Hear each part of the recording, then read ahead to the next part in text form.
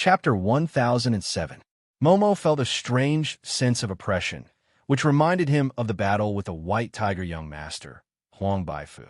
This seemingly weak girl in front of him, this girl who looked even younger than him, was actually able to compare to the white tiger young master, Huang Baifu. Momo nervously clasped the strange black wooden sword given to him by Xiao Xingmo, the master of Ghost City. This was the only equipment he had. Without talismans, Heaven Master Taoism lost half of its fighting power. But why is this white-haired girl here? Momo's memory of this white-haired girl stopped at the time before the battle with Huang Baifu. At that time, he even asked Captain Ling Feng of the administration to investigate the theft. Unfortunately, he fainted after the battle with Huang Baifu. When he woke up, he immediately participated in the exploration of the mysterious cave residence. Later, Jean Eyre got the Imperial Order by chance and escaped with Jean Eyre, which made Momo almost forget about the theft. The two worlds of monsters and Taoists have a written rule that no one is allowed to kill each other. How dare you break the agreement? No matter what, Momo calmed down and tried to test this white-haired girl's words. Oh, what agreement are you talking about? The white-haired girl chewed the bubble gum in her mouth while saying indifferently, but has nothing to do with me. I'm not one of them. That strange long saber was dragging on the ground, making the sound of grinding. Momo broke out in a cold sweat. At his level of Taoist, his perception of the environment and danger had long surpassed the scope of ordinary people. At this moment, Momo sensed that there was nowhere to escape, as if this space had been completely locked by countless terrifying auras. It was like an icicle shot out from the ground, completely confining him on the spot, making Momo feel a bone-piercing chill.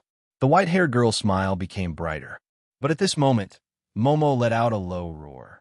His vigorous fa instantly broke out of his body and pushed away this chilling intent. He held the mysterious wooden sword wrapped in cloth with one hand, slowly breathing in and out. Oh, it's much better than the big white cat. It should be worth a lot. The white-haired girl slightly raised the corner of her mouth. The atmosphere was tense. Unexpectedly, the white-haired girl's nose moved as if she smelled something. Instantly, the pressure that made Momo extremely nervous disappeared. Momo didn't know how to react.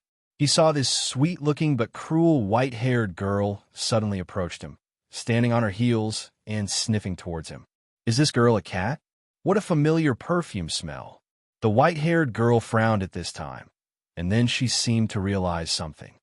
Did you just see a very scary woman? Scary woman. Momo looked at the white-haired girl unconsciously. He didn't know why her attitude changed 180 degrees. But if she was a scary woman, wasn't she one? The white-haired girl said, the one with golden hair, the one with a smile on her face. The white-haired girl is the maid in Seniors. You know the senior? Momo was startled, blurting out, and that young lady, you call me senior? The white-haired girl narrowed her eyes, looking at Momo from head to toe, suddenly asking, are you from a shop? Momo shook his head. The white-haired girl asked again, have you bought anything from a shop? Momo shook his head again. The white-haired girl suddenly rolled her eyes and said with a smile, I say, are you interested in making money with me? Let's team up and fight. There's a lot of money around here.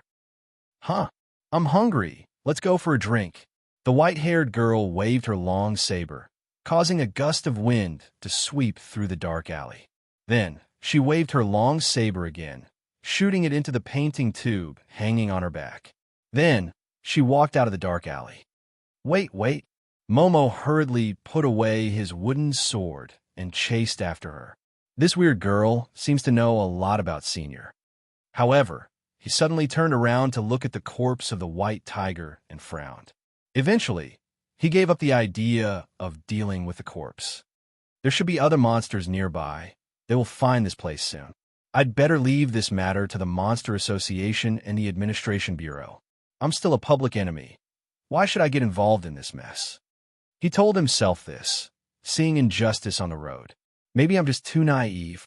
So he clenched his fists and gritted his teeth, finally catching up with the white-haired girl.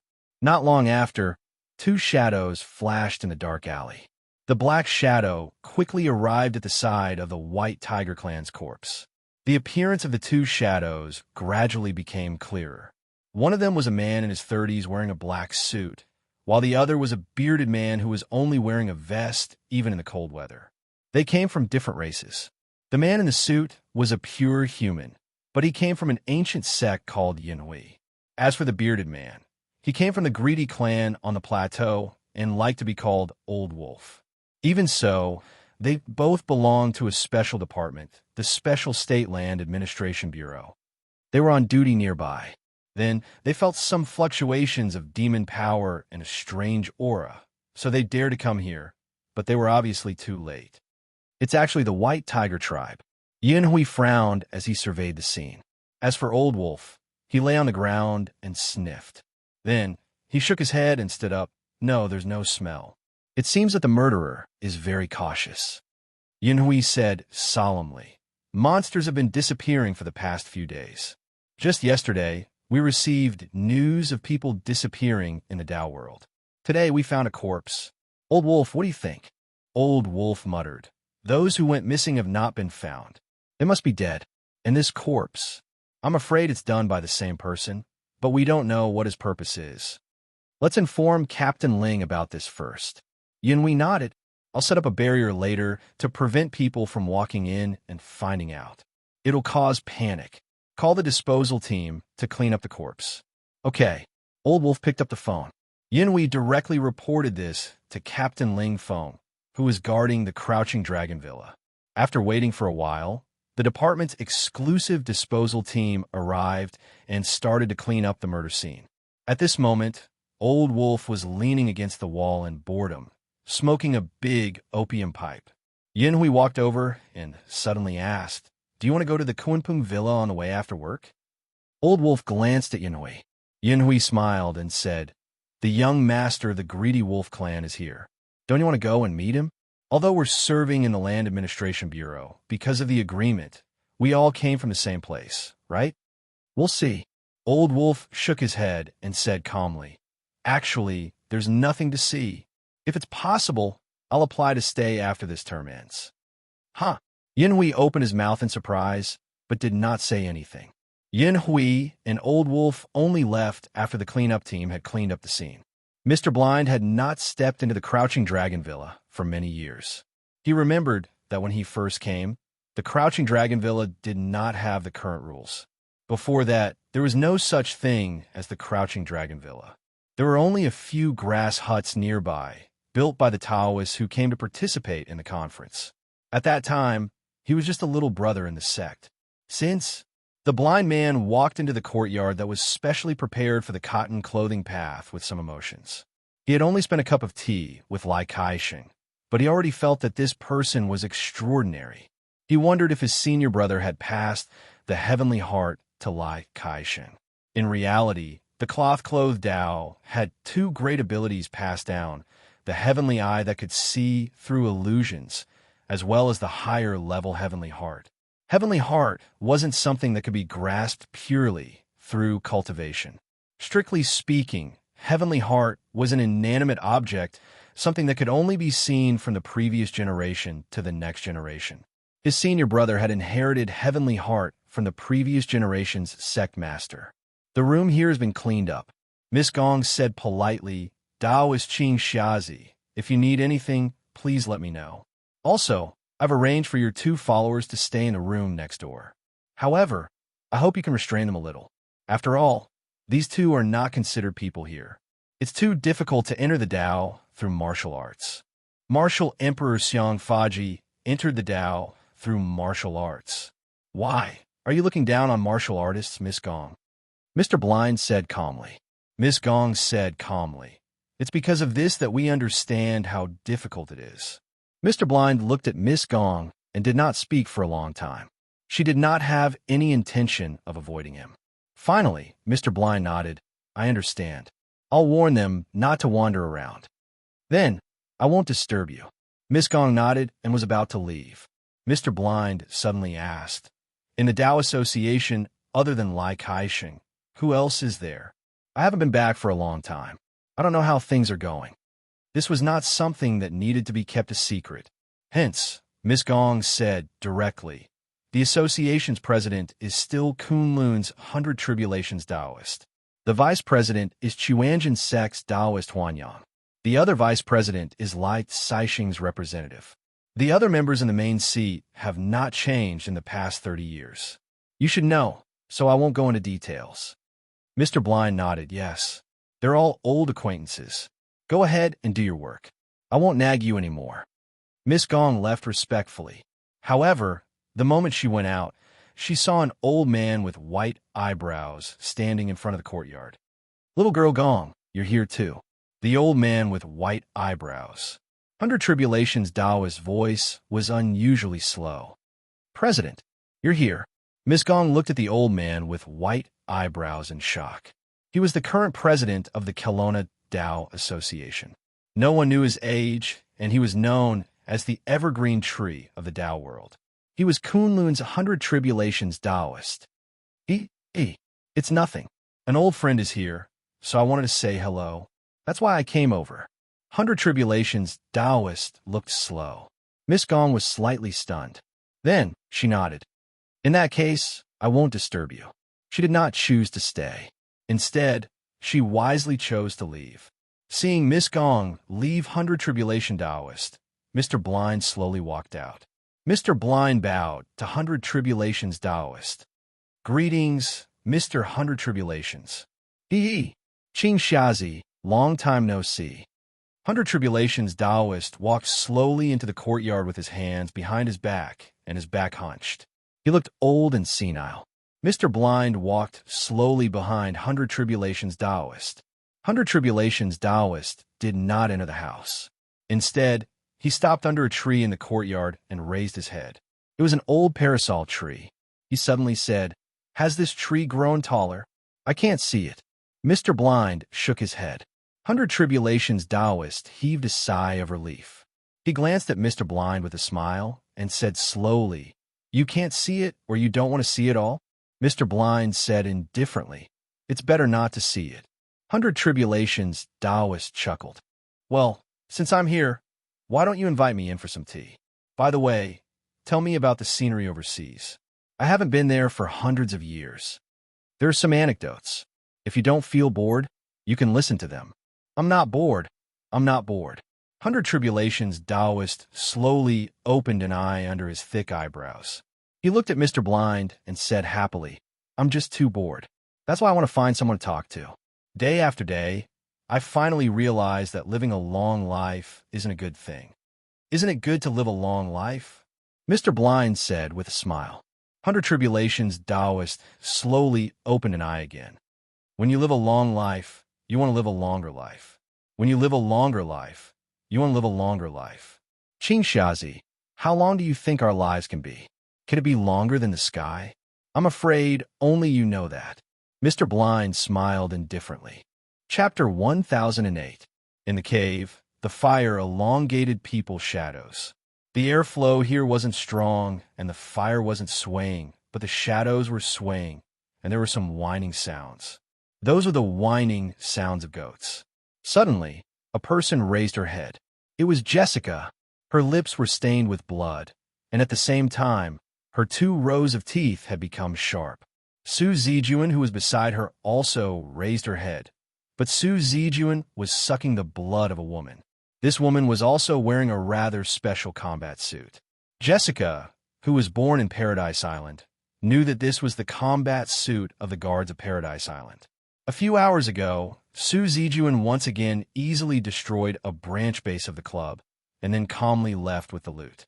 Jessica wiped the blood on her lips and closed her fangs slowly.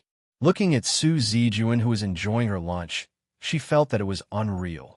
About a month ago, when she was on the brink of death, it was this girl who seemed to be only 13 or 14 years old who saved her and gave her the power of immortality, turning her into a terrifying vampire. But Su Zijuan insisted that she wasn't a vampire.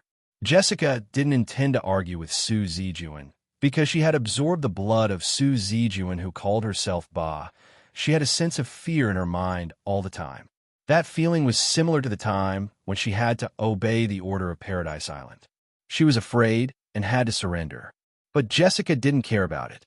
What she needed was power, power that could destroy Paradise Island. She had exchanged for power once, but it wasn't strong enough. Destroying a branch base was her limit. But there were 12 powerful, immortal generals in Paradise Island. Cuck was one of the 12 immortal generals. Her thunder power was like a child's fist in front of him. But Su Zijuan was different. She at least had the power to fight against the 12 immortal generals. And the most important point was that Su Zijuan obviously held a grudge against the club. From the fact that she had destroyed 7 branches of the club this month, it was clear that Su Zijuan was very dissatisfied with the club. At this moment, Su Zijuan stopped eating. Jessica took out a clean handkerchief and came to Su Zijuan, wiping her mouth carefully.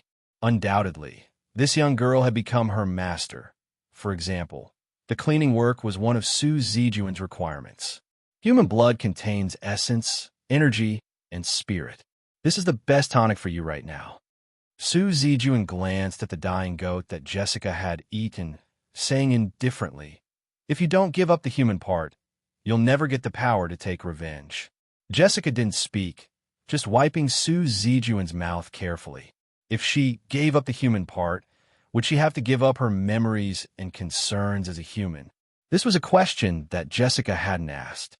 Seeing that Jessica didn't answer, Su Zijuan heaved a sigh of dissatisfaction, saying, "How many branches of the club are there in this country?" Jessica answered, "There's none left. All the branches of the club in this country have been destroyed by you this month.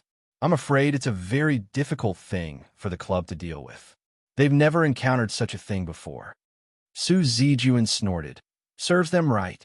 They didn't stay in their own territory, but stepped over the boundary and plotted against me. They're courting death." Jessica said, "Next, we can go to Slovakia or Austria. But if we continue to destroy their branches like this, I'm afraid the club will take action. God generals are terrifying, but above them are the 26 creator seats in Paradise Island. They're all people who are close to God." "God?" Su Zijuan sneered disdainfully. "How dare they call themselves God when they haven't even seen the dusk?"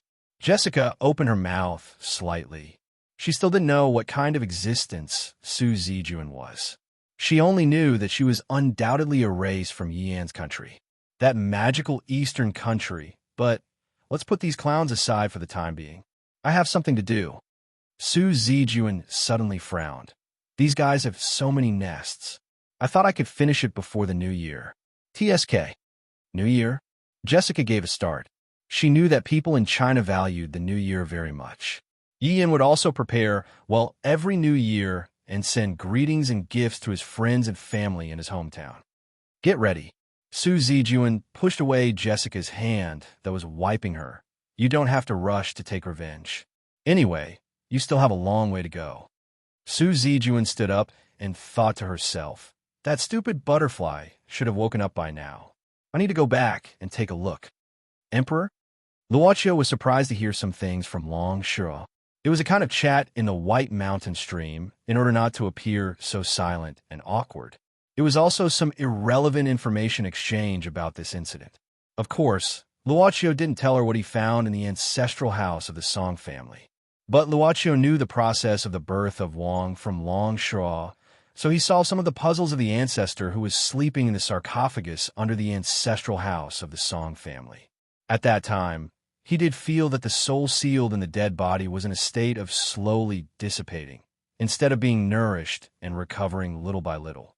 Emperors all hope that they can live forever and rule their own country. But they don't know that there is no eternal dynasty in the world. Everything is just an illusion. Forcing them to stay will only throw the original order into chaos. Why? Do you have any opinion? Long Shuo glanced at Luochio and found that he seemed to frown for a moment. Nothing. I agree with Miss Long's idea. Luochio smiled. You have been working hard to maintain the balance of all parties these years. Naturally, you have more experience than me. I can't accept this kind of flattery. Long Shuo responded indifferently. Luochio didn't say anything, but suddenly stopped and looked around. Long Shuo asked nervously what happened. If even this man could stop, things might become a little troublesome. Long Shua's current state was the most ordinary of children, so she couldn't judge the situation around her. A suppressive force has suddenly appeared. At this time, Luo Qiu opened his palm, and a small light ball slowly floated out of his palm. But in an instant, it disappeared above his palm. Then, another light ball emerged from Luo Qiu's palm, but this time, the light ball didn't disappear, but maintained its original state. Well, about 6 times the output can maintain it. It's acceptable. Luo Qiu waved his hand at this time, and the light ball disappeared again, but apparently, this time, it was caused by his own will. 6 times the output? Long Shua frowned. How is the effect on you? There's basically no effect. Miss Long, don't worry. Luo Qiu smiled. Long Shua glanced at him strangely. Wasn't this man's drive too much? How could he have the same effect as normal when he had 6 times the power output? But why don't I feel anything? Long Shua frowned. Stamina consumption is still within normal limits. Luo Qiu thought about it for a while. It's probably just suppressing extraordinary power, but not normal people. Is that also caused by Wang's power? Long Shua glanced at Luo Qiu again, and mused to herself for a while before saying, Kelowna has 12 ancestral dragon veins, with Kunlun being the source of all the dragon veins in the world. The other 12 ancestral dragon veins each supported a dynasty's fate. One of them was the soaring dragon vein, which was later broken when the country fell. The broken soaring dragon vein scattered into the land of Kelowna, and it can only be restored with the nourishment of the land's spirit qi. The predecessor of Wang is a spirit vein formed by a portion of the soaring dragon's dragon vein that was scattered. Luo Qiu nodded. So, it's your child, Miss Long, as the Shinryu of Kelowna, born from Kelowna's fate and the faith of Kelowna's people. The 12 ancestral dragon veins of Kelowna were, strictly speaking, Shinryu's children. Children my ass. Long Shua gritted her teeth. What's Wang's ability? Luo Qiu directly skipped the debate. Long Shua could only force herself to calm down and said reluctantly, it's mainly a spatial ability. As for the suppression you mentioned, it should be a new characteristic it gained from absorbing the spirit qi of the land nearby. I'm not sure if there's anything else. After all, it's still in the process of growth, so it's uncertain what kind of ability it will awaken. Well, I see. Luo Qiu nodded, and then continued to hold Long Shua's little hand and walked forward. I've found Long Shua's location. Let's go. Long Shua suddenly pulled her hand out of Luo Qiu's hand, and then under Luo Qiu's surprised gaze, she reluctantly grasped the corner of his clothes. We won't get separated like this. That's true. Luo Qiu nodded and said apologetically, I didn't think it through, just holding the corner of his clothes. Long Shua felt more and more awkward. But at least after finding Luo dance, it would be much better if she saw her being held like this.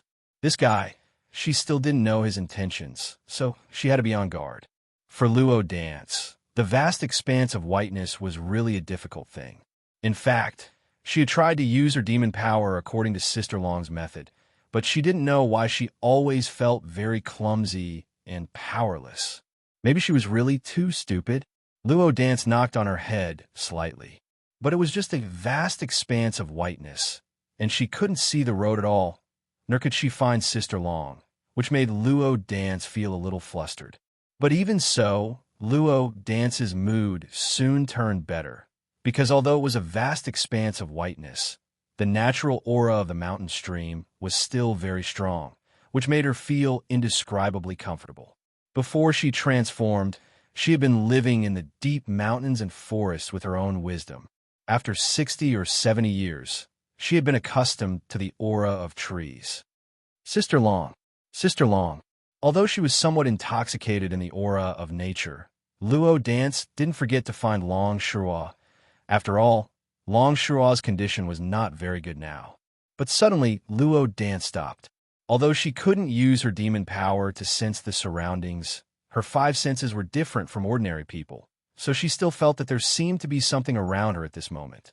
Luo dance suddenly turned around, only to feel that there seemed to be something swimming in the dense fog for a moment. Maybe it was just an illusion? But the feeling of being stared at in the dark didn't disappear. Instead, it became more and more intense. Luo Dance turned around several times, only to remember that long and narrow shadow swimming in the dense fog. This made her somewhat nervous and put her hands in front of her chest. Excuse me, is there anyone here? Excuse me, is there anyone here? Excuse me. She suddenly felt that there seemed to be an unusual airflow behind her, and at the same time, there were some low voices, a kind of innate sense of awe, which made her feel stiff all over. Luo Dance turned her neck nervously, and her throat swayed a bit, and her heart beat wildly. Finally, when she turned her eyes back, she saw that there was a huge black shadow behind her. In this black shadow, there were two flashing red lights like the eyes of something. Roar! Suddenly, a huge roar sounded in an instant, and at the same time, a huge wave suddenly rushed toward Luo Dance, blowing all her hair behind her back.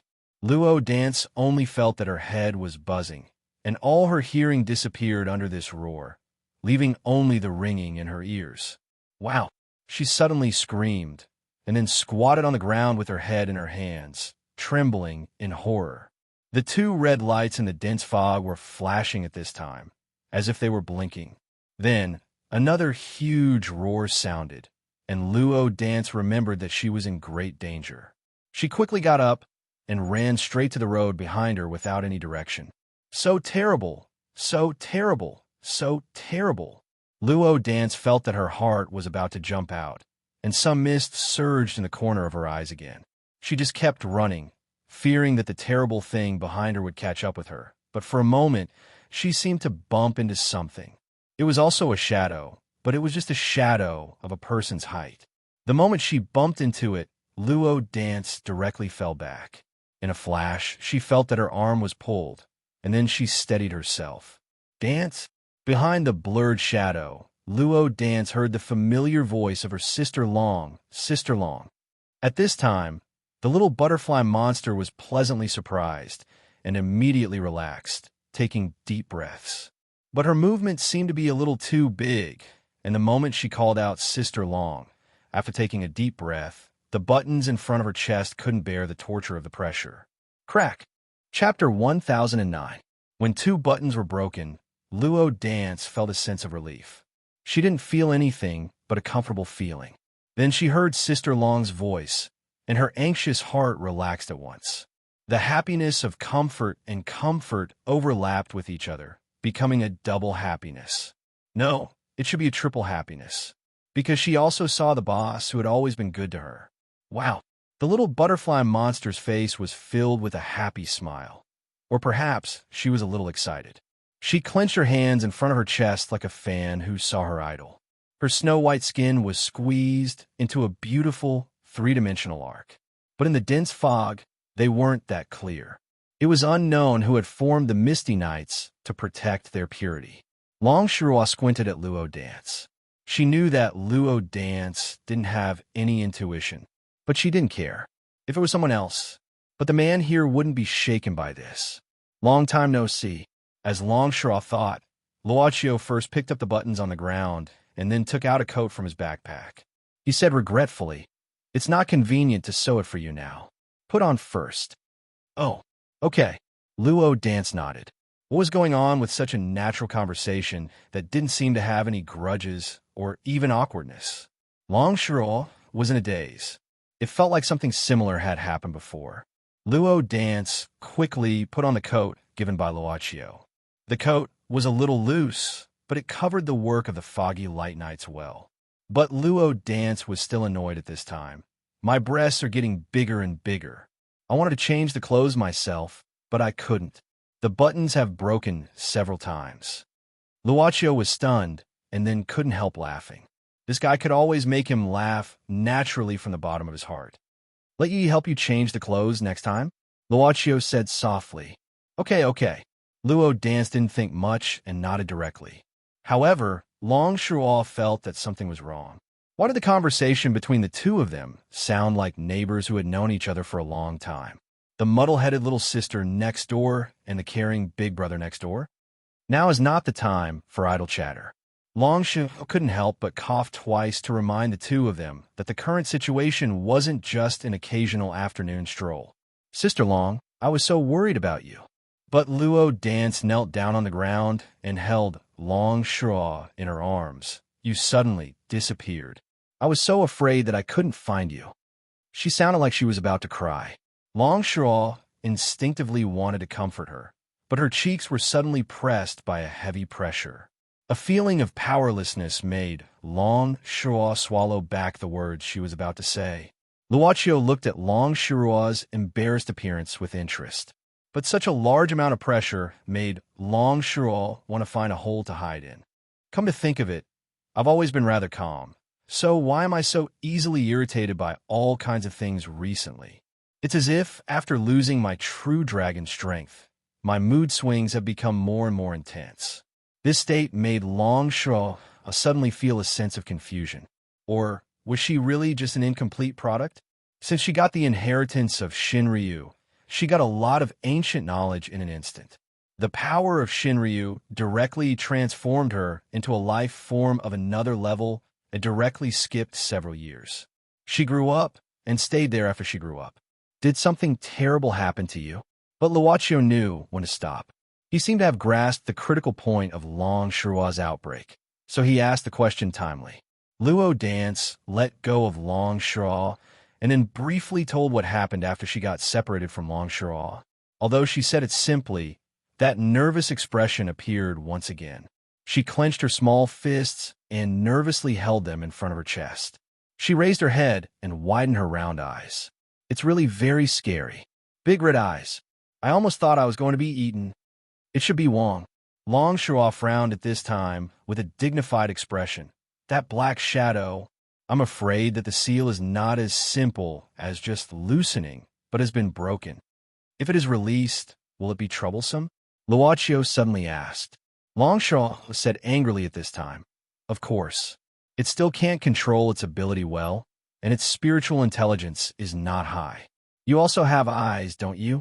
The area covered by the fog was already somewhat chaotic. If it covered a larger area, even the country would have a hard time explaining it. When a supernatural phenomenon exceeded a certain threshold, no matter how ignorant the world was, it was impossible to simply cover it up. How much effort did we spend to modify history to this extent? For thousands of years, or even longer, those abnormal, strange, and unnatural forces were hidden in the past history, making society the society it was today. Science was prosperous, but it was very likely that it would be destroyed because of this. This could not be all the credit of the transcendence outside the Tao world, the demon world, and even the land of Kelowna. There might be a kind of vast power behind this that could control and make all the transcendents have a common understanding. For a moment, Luochio thought of what happened in the mirror world not long ago. Was it Araya? However, if it was really like what Long Shuo said, it would cause a huge mess in the present history. Luochio did not feel that Araya had any intention of making a move. In other words, it was a tacit agreement, or it was a planned development that was allowed.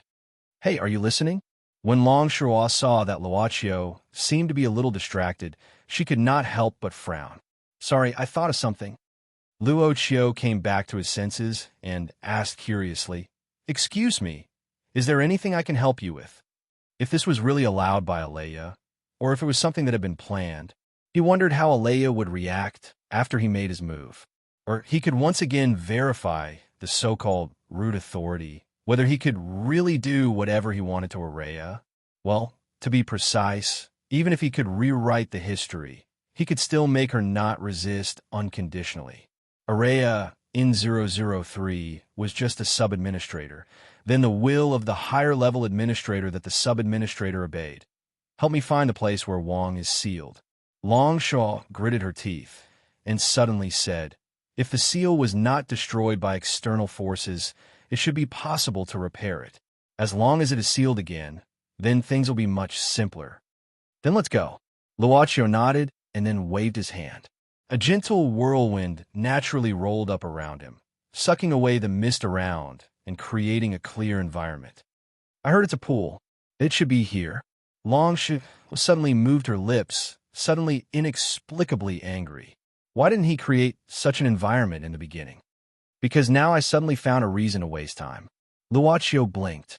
I really want to beat this guy's face into a pig's head. In a quiet courtyard, Mr. Blind and Hundred Tribulation Taoist were sitting face to face.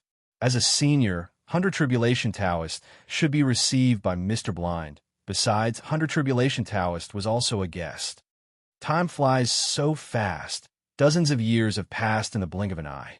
Hundred Tribulation Taoist chuckled. I thought I wouldn't see you come back in 100 years, but you came back so fast.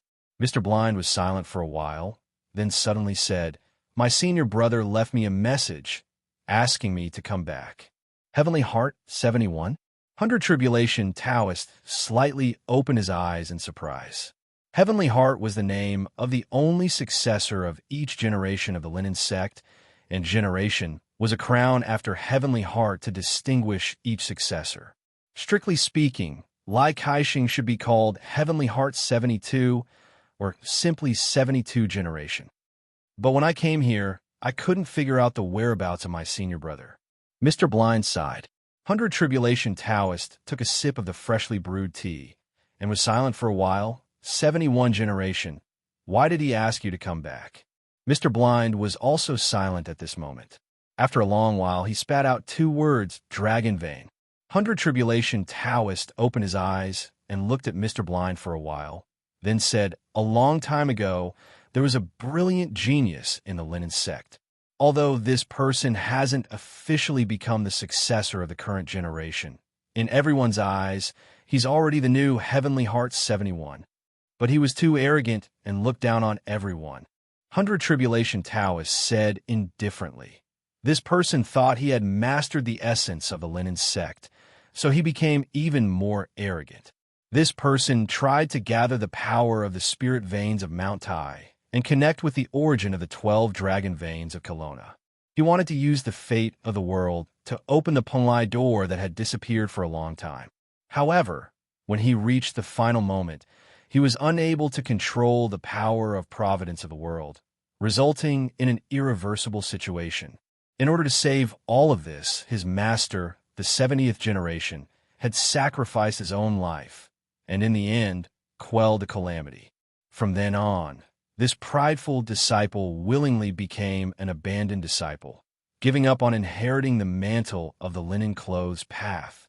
Many years passed, and another disciple took over the linen clothes path of great sin, becoming the 71st generation, and even nurturing an incomparably outstanding successor. And now you're telling me that the 71 generation suddenly started to look for the dragon vein again during the Punlai conference. Wasn't the lesson from that year enough? I couldn't figure out the whereabouts of my senior brother.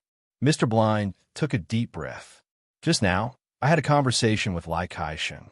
Judging from what he said, he doesn't seem to know the whereabouts of the 71st generation, nor does he know the plans of the 71st generation. That rascal. Hundred Tribulations Taoist put down his teacup and then hammered his shoulder. The Linen sect is really not easy to deal with. This makes it so that I can't find the time to die even if I want to. Qing Xiazi is a sinner. Mr. Blind sighed and said, The Tao world let me go back then, so I didn't have the face to continue staying in Kelowna. I left my hometown and tried my best to avoid contact with the people of the Tao world. If senior brother hadn't left a message here that broke my heart, Qing Xiazi wouldn't have the face to come to the Crouching Dragon Mountain Villa again, let alone see you.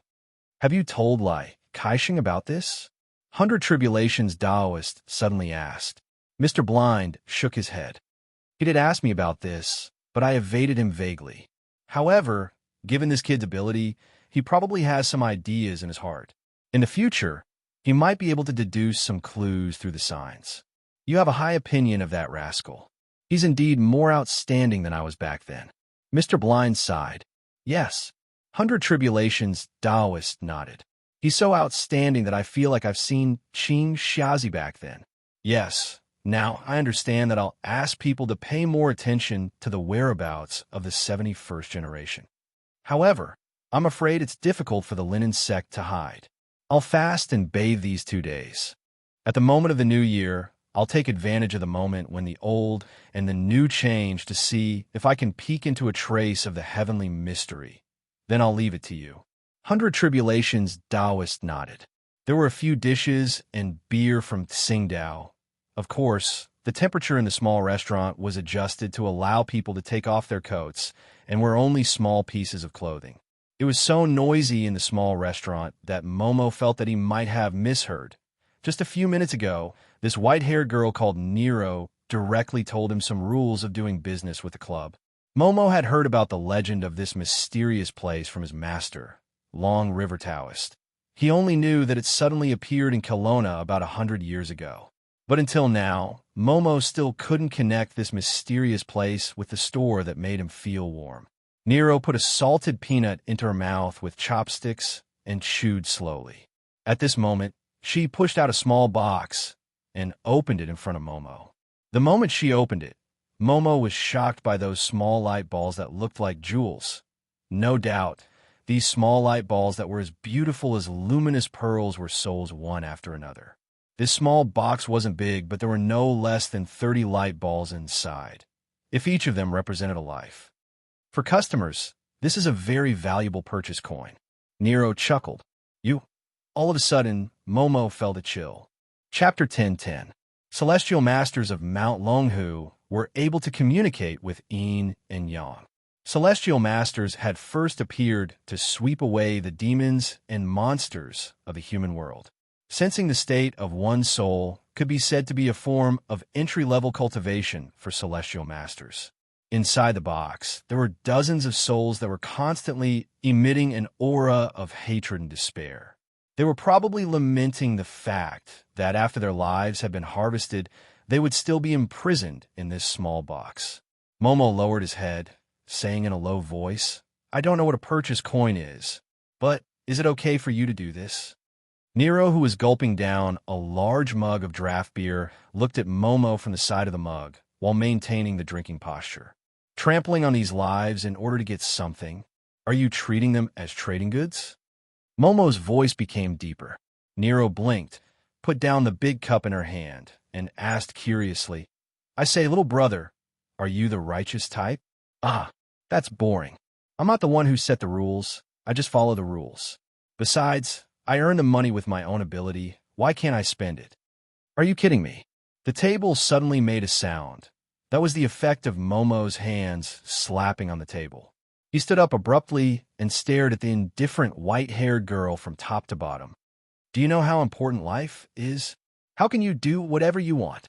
"Oh, you're really this type of person." Nero waved her hand. "It seems we don't have a chance to team up. Let's go our separate ways after this meal. By the way, little brother, don't you think you're disturbing others?" The diners in the small restaurant were all looking over at this moment. Momo furiously stretched out his hand to grab the box full of souls. "Don't move," Nero said coldly. At this moment, Momo felt like he was being stared at by countless evil spirits. The surroundings were filled with killing intent, which made his body stiffen instinctively. He subconsciously looked at this white-haired girl. This wasn't a look that a human should have. "You want to save these souls?" Nero said indifferently. "Sure, but you'd better be prepared to be cut. I'm not that easy to talk to."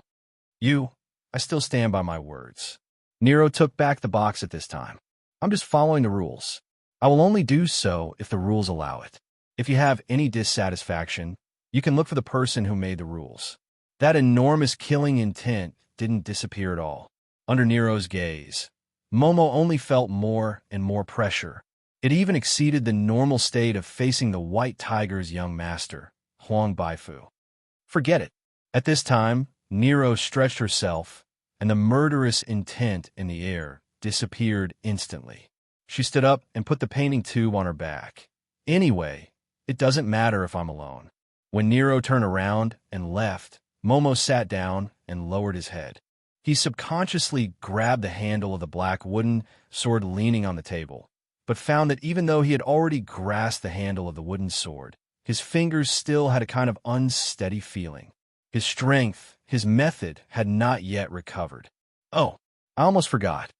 But Nero's voice sounded in front of him again at this time. which made Momo suddenly raise his head, tensing up his body nervously.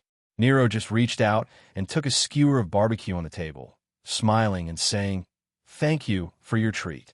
"Righteous little brother, bye-bye," she left calmly like this. The small restaurant was noisy again, but Momo's mind was full of one thing: the person who made the rules. The person who made the rules. The person who made the rules. Was this the rule made by the senior? Using human souls as the currency of the transaction. "Senior, what are you?" After leaving the small restaurant, Nero looked around the street and muttered while biting the kebab, "Righteous little brother. Probably the boss likes this kind of so-called noble character very much." When they walked through an alley, a stray dog poked its head out and stared at Nero pitifully, or rather, at the barbecue in her hand. Nero also stared at this pitiful dog, eating the food in her hand one by one, and finally threw the remaining barbecue on the ground. But the dog just looked at it, hesitating to move forward. Nero smiled. "You don't even have the courage to fight for the abandoned leftovers. I say, you'd better die." The dog didn't move forward in the end. It just bared its teeth and retreated into the alley little by little. Nero didn't continue to stay. Her fingers hooked behind her back, walking briskly, humming a song and gradually disappearing into the crowded street. She was alone. It seemed that she always encountered that kind of unexpected and inexplicable things recently. Song Ying thought so. She remembered that not long ago, she had already been lost in the thick fog. That incident at the fallen cliff could be said to be a narrow escape. Song Ying felt that her nerves had already been trained to be very tough. She had even seen zombies, so there was nothing to be afraid of. But in fact, she was indeed a little scared now. In the thick fog, there was moisture everywhere, but in this cold season it was not a good thing. If she had known that the jacket was coming, Song Ying would have huffed on her hands. Speaking of which, the thick fog came suddenly, and whether it was Song Haoran, Luoqiu, or even Zhang Qingrui, they all disappeared suddenly. But obviously, this was not a dream. The child of the dragon god, the legend hidden in the mountain village where the Song family's ancestral house was located. This couldn't be true, right? Thinking so, Song Ying took out her mobile phone, but found that there was no signal at all. She couldn't help but take back her mobile phone, discouraged. At least one person. Song Ying slowly explored in one direction, thinking that it would be good to meet at least one person. Even if she met Ms. Zhang, it would be better than the current situation. Maybe she should stay where she was. But now, he had already lost the direction that he had set off in. Song Ying had to hold a stick-like branch, picked up from the ground, tightly, and moved forward cautiously. Suddenly, a strange sound rang in Song Ying's ears. This made her stop abruptly, and her hands clenched the thick and long branch again, while her eyeballs moved slowly from side to side. She didn't even dare to move her head, because at this moment, Song Ying felt that something seemed to appear beside her shoulder. Her body trembled slightly, and she slowly turned her neck. Finally, she saw something, and it seemed to be slowly moving its neck over like her. Finally, when her eyes met with the two red lights, a hot breath directly erupted on her face, directly blowing her long hair into a mess. She didn't want to run away. At this moment, Song Ying didn't know where the courage came from, but at this moment, she swung the branch in her hand and fiercely hit the two red lights in front of her, a black shadow that she couldn't see clearly. The thick and long branch hit something firmly, and Song Ying really felt that kind of feeling, but at the same time, the branch also broke in an instant. Undoubtedly, such an attack obviously didn't have any effect. The two red lights suddenly flashed, and at the same time, a loud roar rang out. The huge thing in the fog was emitting something that made Song Ying tremble. Run! Countless thoughts of running away burst out in Song Ying's mind at the same time, and they gathered into the power of fear, driving Song Ying to quickly run back with a pale face. But only for a moment, Song Ying felt that her body suddenly became relaxed, as if she had lost all gravity in an instant. No, her body was falling down at this moment, but she didn't know what she was stepping on in the air. This state of weightlessness instantly maximized Song Ying's fear, and at the same time, it made her mind jump crazily. Perhaps it could become a state of carousel lantern. If you're going to die, then who do you want to see the most? Suddenly, such a question emerged in Song Ying's memory. This was a question she asked Luochio when she and Luochio were trapped in the cold storage and almost froze to death. Several figures suddenly flashed in front of Song Ying's eyes. If it wasn't so dishonest, then it would be fine, but something suddenly entangled Song Ying's body at this moment. Song Ying felt that she was tightly strangled, but at the same time, it slowed down her falling speed. Before she could react, she felt her body colliding with the ground. Fortunately, due to the cushioning effect, she only felt pain after taking this hit, and did not suffer any fractures. Song Ying lay on the ground and rested for a long time before she had the strength to move her body. She should have been saved by some vine-like things when she fell. She was really lucky. She couldn't remember how many times she had been saved from the jaws of death. Sometimes, Song Ying didn't know whether it was her luck or her misfortune.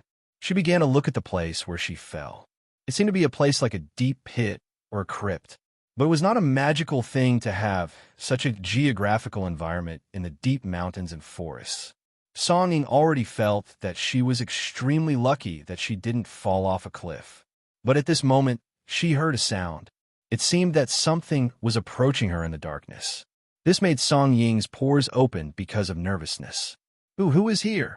Song Ying quickly got up, and at the same time, she grasped the broken half of the branch tightly, and without saying anything, she struck forward. "Miss Song!" Suddenly, Song Ying heard a voice that she recognized. But it was too late, and the branch was knocked down heavily. Song Ying didn't know where she hit, but only heard a painful groan and then the sound of someone falling to the ground. Song Ying hurriedly took out her phone and turned on the flashlight. At this moment, the person who fell on the ground, looking a little embarrassed and frightened, was Zhang Qingrui, the young lady of the Zhang family who accompanied her all the way. "I'm sorry, I didn't know." Song Ying hurriedly threw away the broken branch in her hand. "Miss Song Ying, can you pull me up first? I seem to have sprained my ankle when I fell." Zhang Qingrui gritted her teeth and said painfully. Speaking of which, the young lady of the Zhang family was really miserable. According to her words, she seemed to have been separated suddenly, and in the process of looking for others, she seemed to have bumped into something, and in a panic, she fell into this deep pit.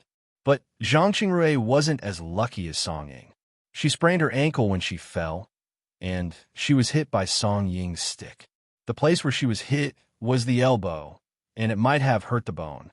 Seeing that Zhang Qingrui couldn't raise her right hand, and her face was full of pain, Song Ying had to ask awkwardly, "Are you afraid of pain? It should be fine," Zhang Qingrui said in a low voice. At this moment, Song Ying touched her calf with both hands, which surprised Zhang Qingrui. Song Ying moved to the front of Zhang Qingrui and pressed her ankle gently, looking up at her. "Well, it's okay. It might be painful later, but just bear with it for a while. Once it's over, you'll feel better. Trust me." "Okay." Zhang Qingrui grasped her collar nervously. "I'm going to start." Song Ying took a deep breath and then exerted her strength instantly. Instantly, Zhang Qingrui let out a whine, but she pressed her lips tightly, trying not to make any sound. The pain in that instant made her want to cry. But after the pain was over, the soothing feeling coming from the injured area made her feel much better. "Miss Song Ying, you're so awesome." Zhang Qingrui looked at her with admiration. If she was in Song Ying's shoes, she wouldn't be able to deal with it. "It's okay. Anyway, someone said I'm a tough woman.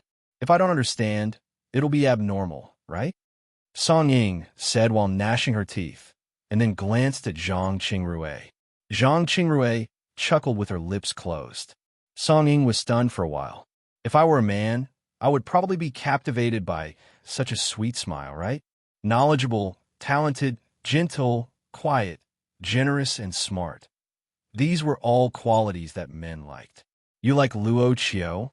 Lost in thought, Song Ying blurted out this question. Zhang Qingrui didn't know how to react and opened her mouth slightly. They looked at each other. Zhang Qingrui suddenly said blankly, "Doesn't he have a girlfriend?" Song Ying shook her head, as if she was bored. "Don't call me Mississippi. Let's get to know each other again. I'm Song Ying, just call me Song Ying." Zhang Qingrui. Chapter 10:11. Even the sun god's badge didn't exert its power at this time. Song Howren couldn't construct a three-dimensional structure of the mountain stream in his mind.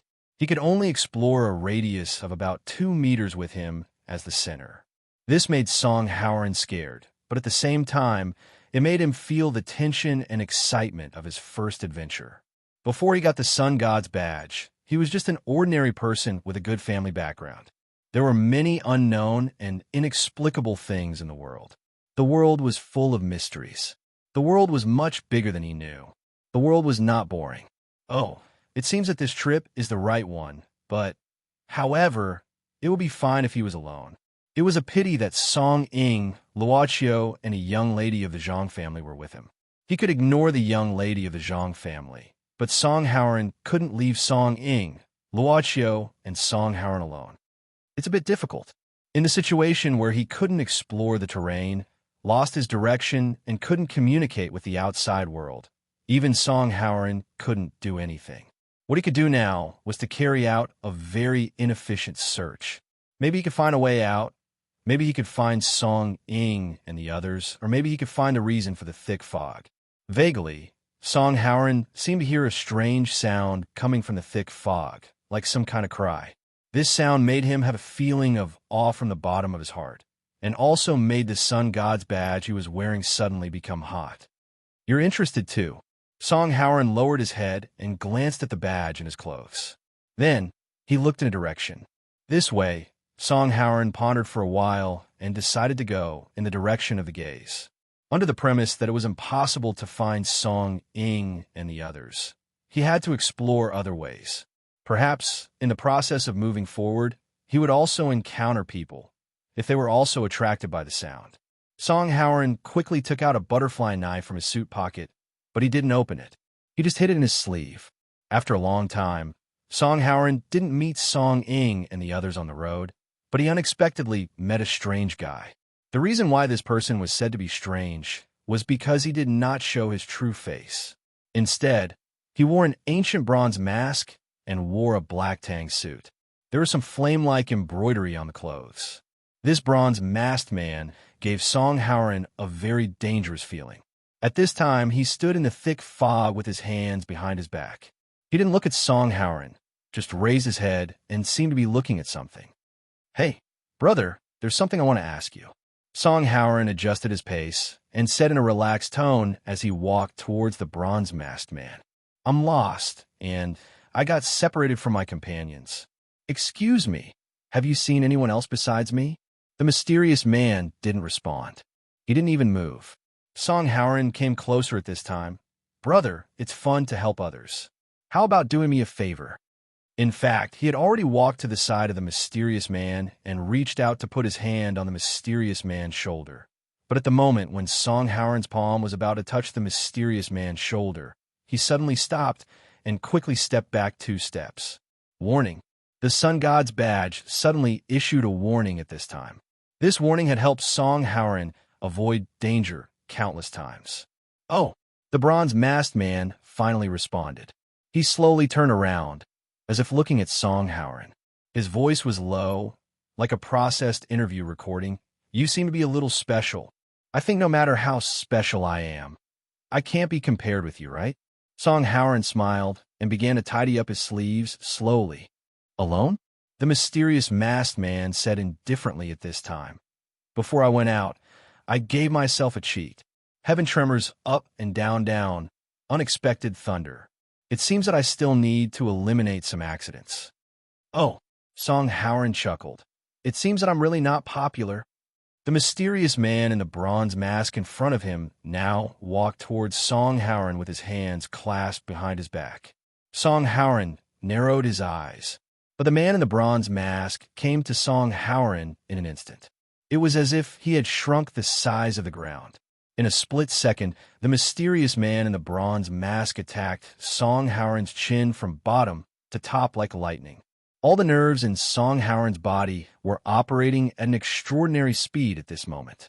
Under that swift blow, he suddenly raised his head and dodged the mysterious man's attack.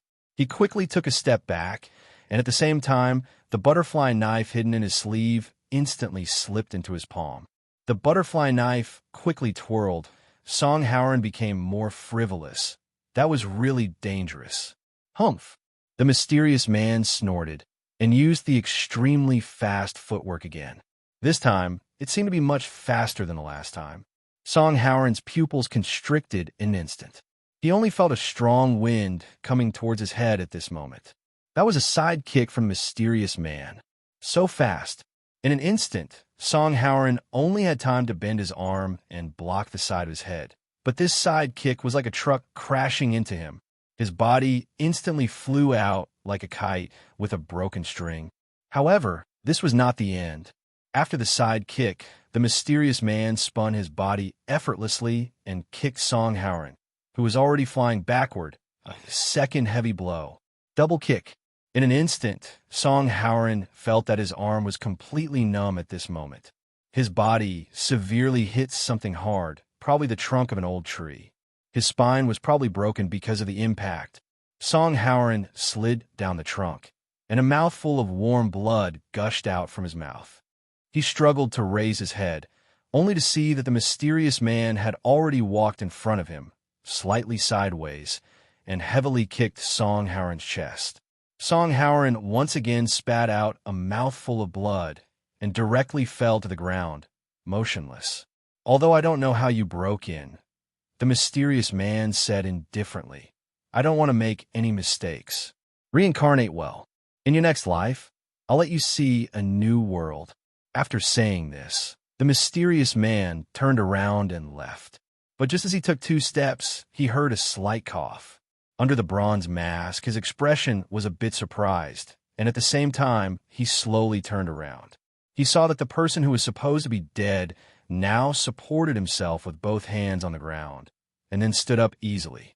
Song Howren spat out a mouthful of bloody saliva, and then touched his mouth. "Hey, the game just started. Why are you in such a hurry to leave? What the hell are you?" The mysterious man frowned. He was sure that this person wasn't a monster. He was sure that this person didn't have any fluctuation of magic power. But this person came back from the dead. His injury was also healed. The butterfly knife spun in Song Howren's hand again, and he said with a smile, "Can you tell me how big the world is?" "It's a bit interesting," the mysterious man said indifferently at this time. But he turned over his palm, and a yellow talisman appeared instantly. The mysterious man shot out this talisman, and with a sound of breaking air and thunder, it instantly exploded in front of Song Howren. Rumble. The sound was absorbed by the surrounding thick fog, but it was still deafening. The place in front of the mysterious man was now filled with thick smoke. He waved his hand, and a strong wind swept away the smoke and dust in an instant. He saw that Song Howren was lying in a pit at this time. His legs had been blown up, and half of his body was badly mutilated, and there was even a burnt smell coming out. The mysterious man walked to the front of Song Howren, looking at Song Howren's face, which had been blown up beyond recognition, and didn't say a word. "Is he dead?" So he turned around and left again. This is the so-called Taoist magic art. Talisman or something. The voice came from behind again. At this moment, the mysterious man turned around abruptly, only to see that Song Howren was still lying in the pit. When his whole body was healed, his face that had been blown up beyond recognition was restored to its former handsome appearance. Only his clothes that had been blown up proved that he had indeed been attacked by the mysterious man. "You're immortal?" The mysterious man pondered for a moment, then stared at Song Howren and asked in a deep voice. "Immortal?" Song Howren chuckled. "How is that possible? I just have a few more lives than others. What's the saying in Hua Nation? By the way, it's impolite not to reciprocate. Why don't you try my attack?" With that, Song Howren directly tore open his tattered shirt, revealing a strong and thin body of muscles. At the same time, one of his arms suddenly burst into a golden red luster, and at this time, his entire arm was burning. No, it was more like a combination of lava.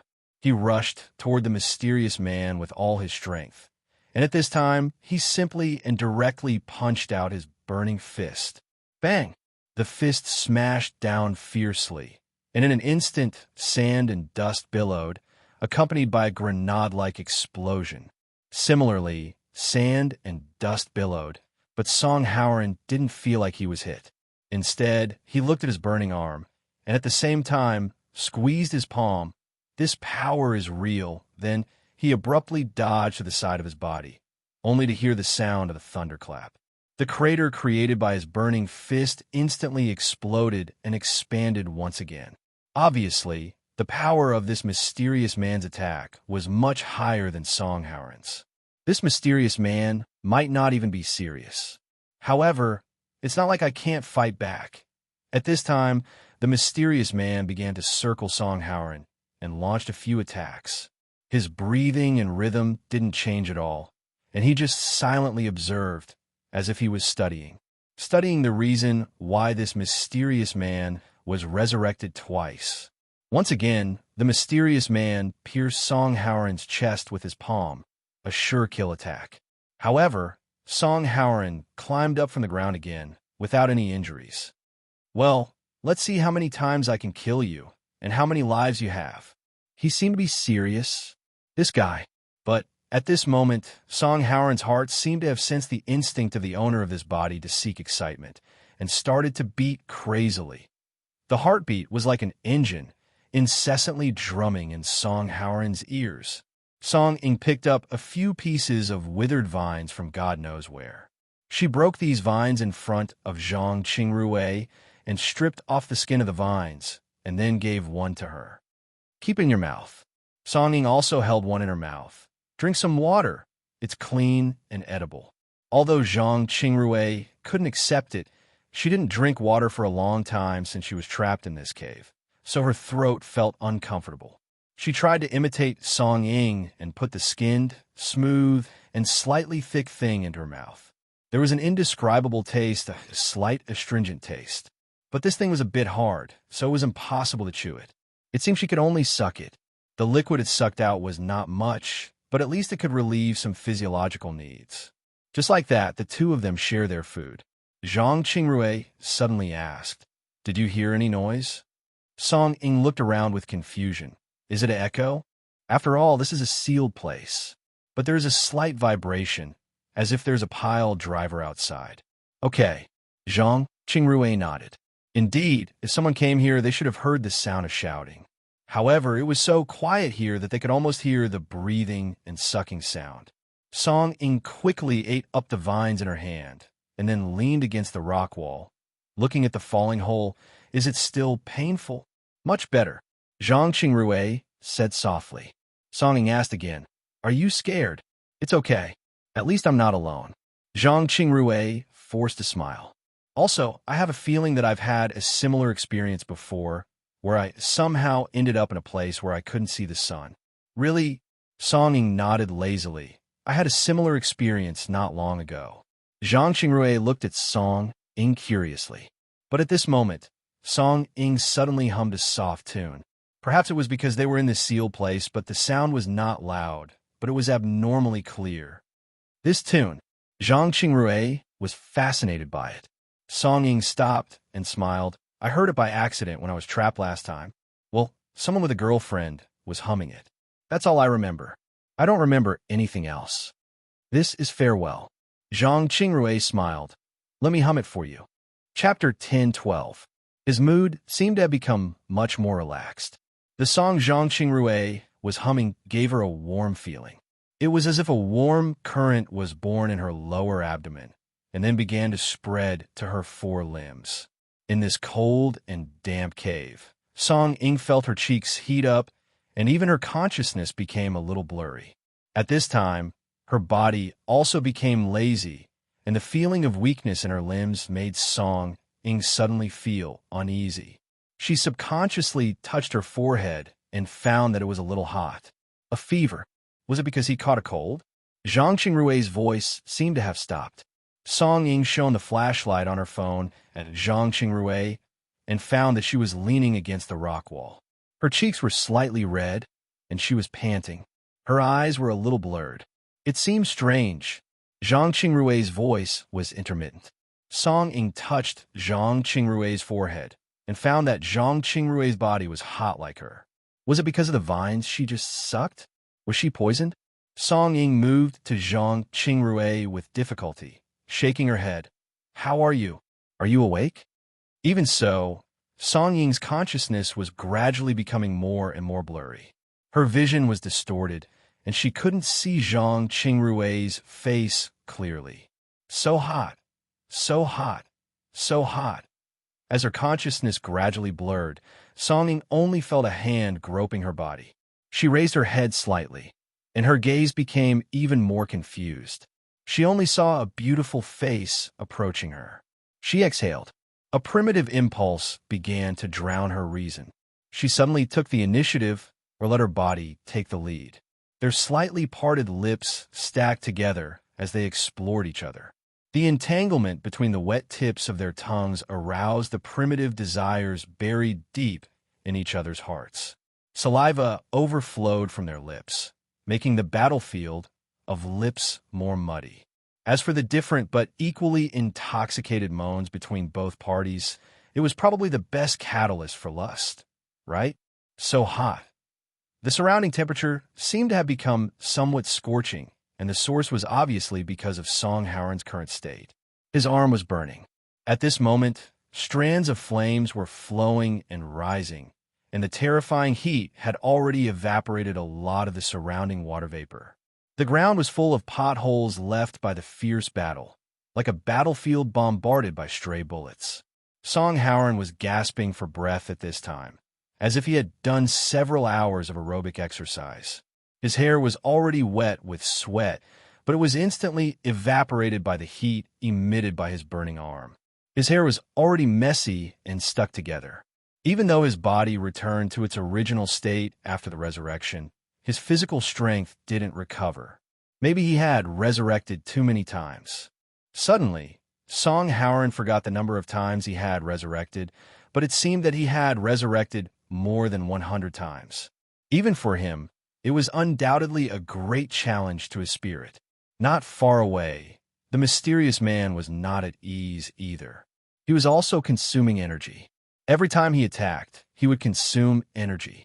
Although it was not a large amount, it accumulated. After hundreds of attacks, he had spent a considerable amount of energy. His breath was a little chaotic. The mysterious man felt his current state with some disbelief and found that not only was the rhythm of his breathing disrupted, but there was also some vague irritation in his heart. This should not exist for him because he could basically grasp all the information. Except for the mysterious young man he met under the Song family's ancestral house, which was completely out of his control. Everything was so orderly. Is it because he can't kill him? So, it's the irritation. The mysterious man frowned. On one hand, it was because he didn't know where the limit of this undying guy was, and, on the other hand, maybe it was because his state of mind had not reached a perfect state. Enough. At this time, the mysterious man with the bronze mask suddenly lowered his hand and looked at Song Howren quietly, as if he was no longer attacking. Enough. Song Howren stared at the mysterious man like a lone wolf at this time. It seems that I'm the one who is completely at a disadvantage, and you give up just like that. I don't know how many times you can resurrect. The mysterious man shook his head and said indifferently, based on the current situation, I don't know your background, so I should be the one who is at a disadvantage. Song Howren showed a cold smile. The mysterious man with the bronze mask at this time said indifferently, besides, I don't want to continue wasting time on you. Next, I have some important things to deal with. This strange fog, is it you who made it? Song Howren's arm was still burning. Although the mysterious man had lowered his hands and no longer attacked actively, he did not let his guard down. After all, he had died hundreds of times. At this time, the man with the bronze mask said indifferently, I admit that you are qualified to live. After all, this kind of resurrection ability seems to be quite excellent. In terms of species, it can be said to be a qualified individual. Cherish it. This is a gift from God to you." The mysterious man's figure slowly blended into the thick fog. "What is your purpose?" Song Howren asked in a deep voice to the thick fog. However, he did not get any response for a long time. But when he gave up, the mysterious man's low voice came from all around. "Just to create a better environment, a world suitable for transcendence." After this voice, the surroundings returned to a state of silence. Song Howren sighed, let the burning on his arm gradually calm down, and then sat down on the ground. His physical strength had actually reached the limit. Now he did not want to move at all. But at this moment, something fell in front of Song Howren and fell on the soil in front of him. Song Howren picked it up in surprise and found that it was actually a thread-like ancient book. Great freedom technique. There was no doubt that Song Howren was a very knowledgeable person, especially the need for continuous exploration in the past let him absorb a lot of knowledge. He read the ancient words in this ancient book. This seemed to be something left by the mysterious man, or something given by him. A world more suitable for transcendence. Song Howren casually opened this ancient book and found that the content was obscure and difficult to understand. Song Howren frowned in thought and found that, vaguely, he somewhat yearned for the thing that the mysterious man said. But Song Howren suddenly lay on the ground. "I'm so hungry." In the ancient legend, the place where the dragon god's child Wong lived was a deep pool, and there was a waterfall flowing down from the pool. In this chaotic space, Longshaw somewhat admired this guy. After all, this guy in front of her didn't spend much effort to find this place. The strong negative ion water vapor dissipated from the impact of the waterfall pouring down and the pool water. Luo Dance took a deep breath and stretched herself. But before her waist was completely stretched, Longshu suddenly patted her back and said in an unkind tone, "How many more buttons do you want to break?" "What?" Luo Dance blinked and unzipped the coat given by Luochio subconsciously, exposing the originally hidden thing again. Not this time. Long Shruo painfully covered her forehead. As long as she wasn't naked, there was no need to feel embarrassed, right? But Luochio didn't care about this, but looked at the pool in front of him. In fact, the sound of the waterfall pouring down in the pool was quite loud. It wasn't so spectacular, but it had some extraordinary momentum. "What's the approximate position?" Luochio turned back at this time, but saw Luo Dance was zipping up at this time, and couldn't help but be stunned. He and the little butterfly monster looked at each other. Luo Dance tilted her head curiously, but her action of unzipping her dress stopped. Luochio smiled, and didn't look at Luo Dance anymore, but looked at Longshaw. "Miss Long?" Longshaw pointed at the pool in front at this time. "Right under the waterfall, there's a round boulder. There's a passage behind it." Luochio looked at where Longshaw pointed, and after a while, he said, "Miss Long, the boulder you said has been moved away. What about the engravings on the stone? How many are left?" Long Shirua frowned at this time. "There should be 3, and the rest are scattered." Long Shirua nodded. "It's not the worst situation. If there are 3 left, it can be repaired. But I'm afraid Wong is not inside. The key is to bring it back. Otherwise, it's useless to repair the seal. Let's do the preparation first."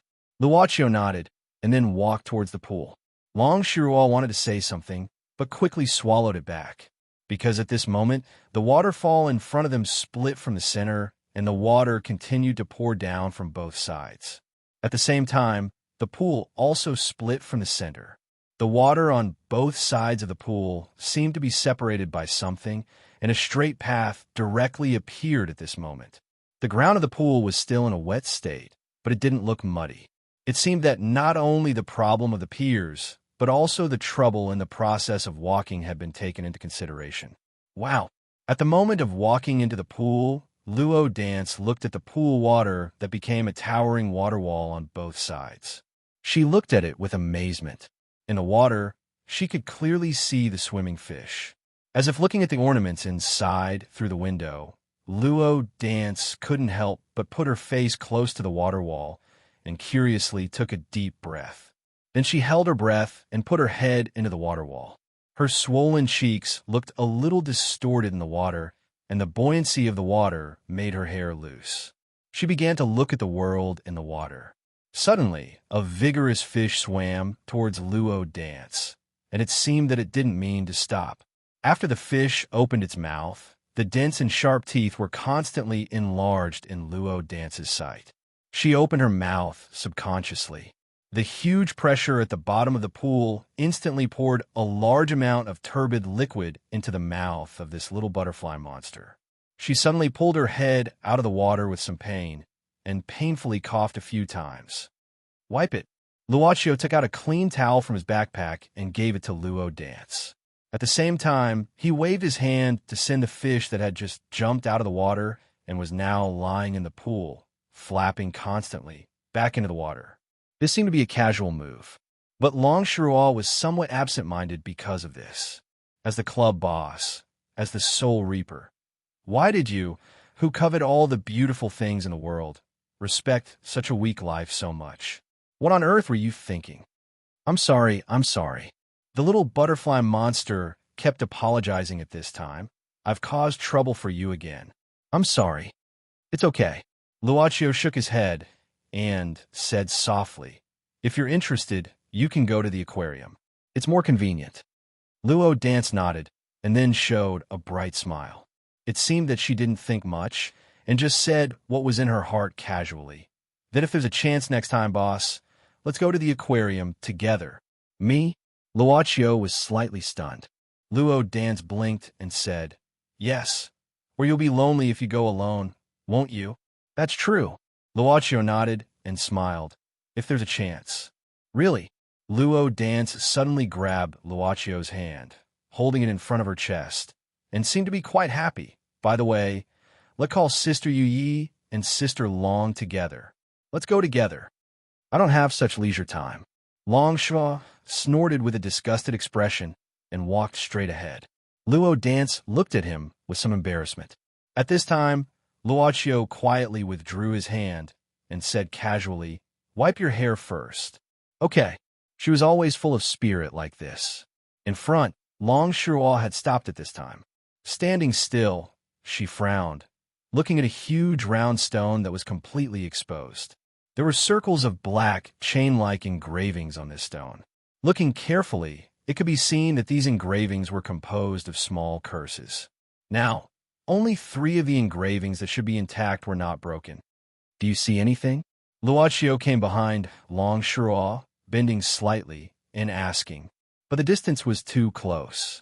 Long Shuo seemed to hear the sound of glass being scraped, and suddenly goosebumps appeared all over her body. She moved to the side and then said seriously, "It's man-made. If Wang broke through by himself, those engravings wouldn't be broken so regularly." Luocio nodded, and at the same time looked at the place behind the round stone. It was a pitch-black cave.